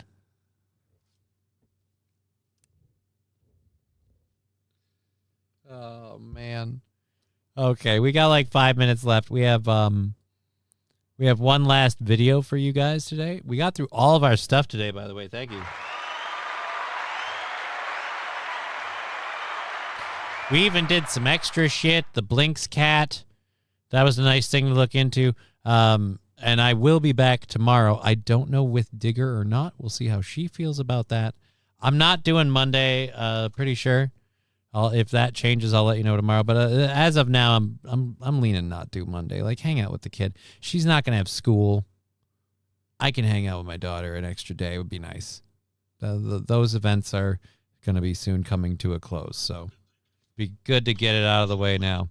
Don't ring now, random telemarketing call. Anyways, it was a good show day. It was a fun day. I had a lot of fun. It was a lot of good times.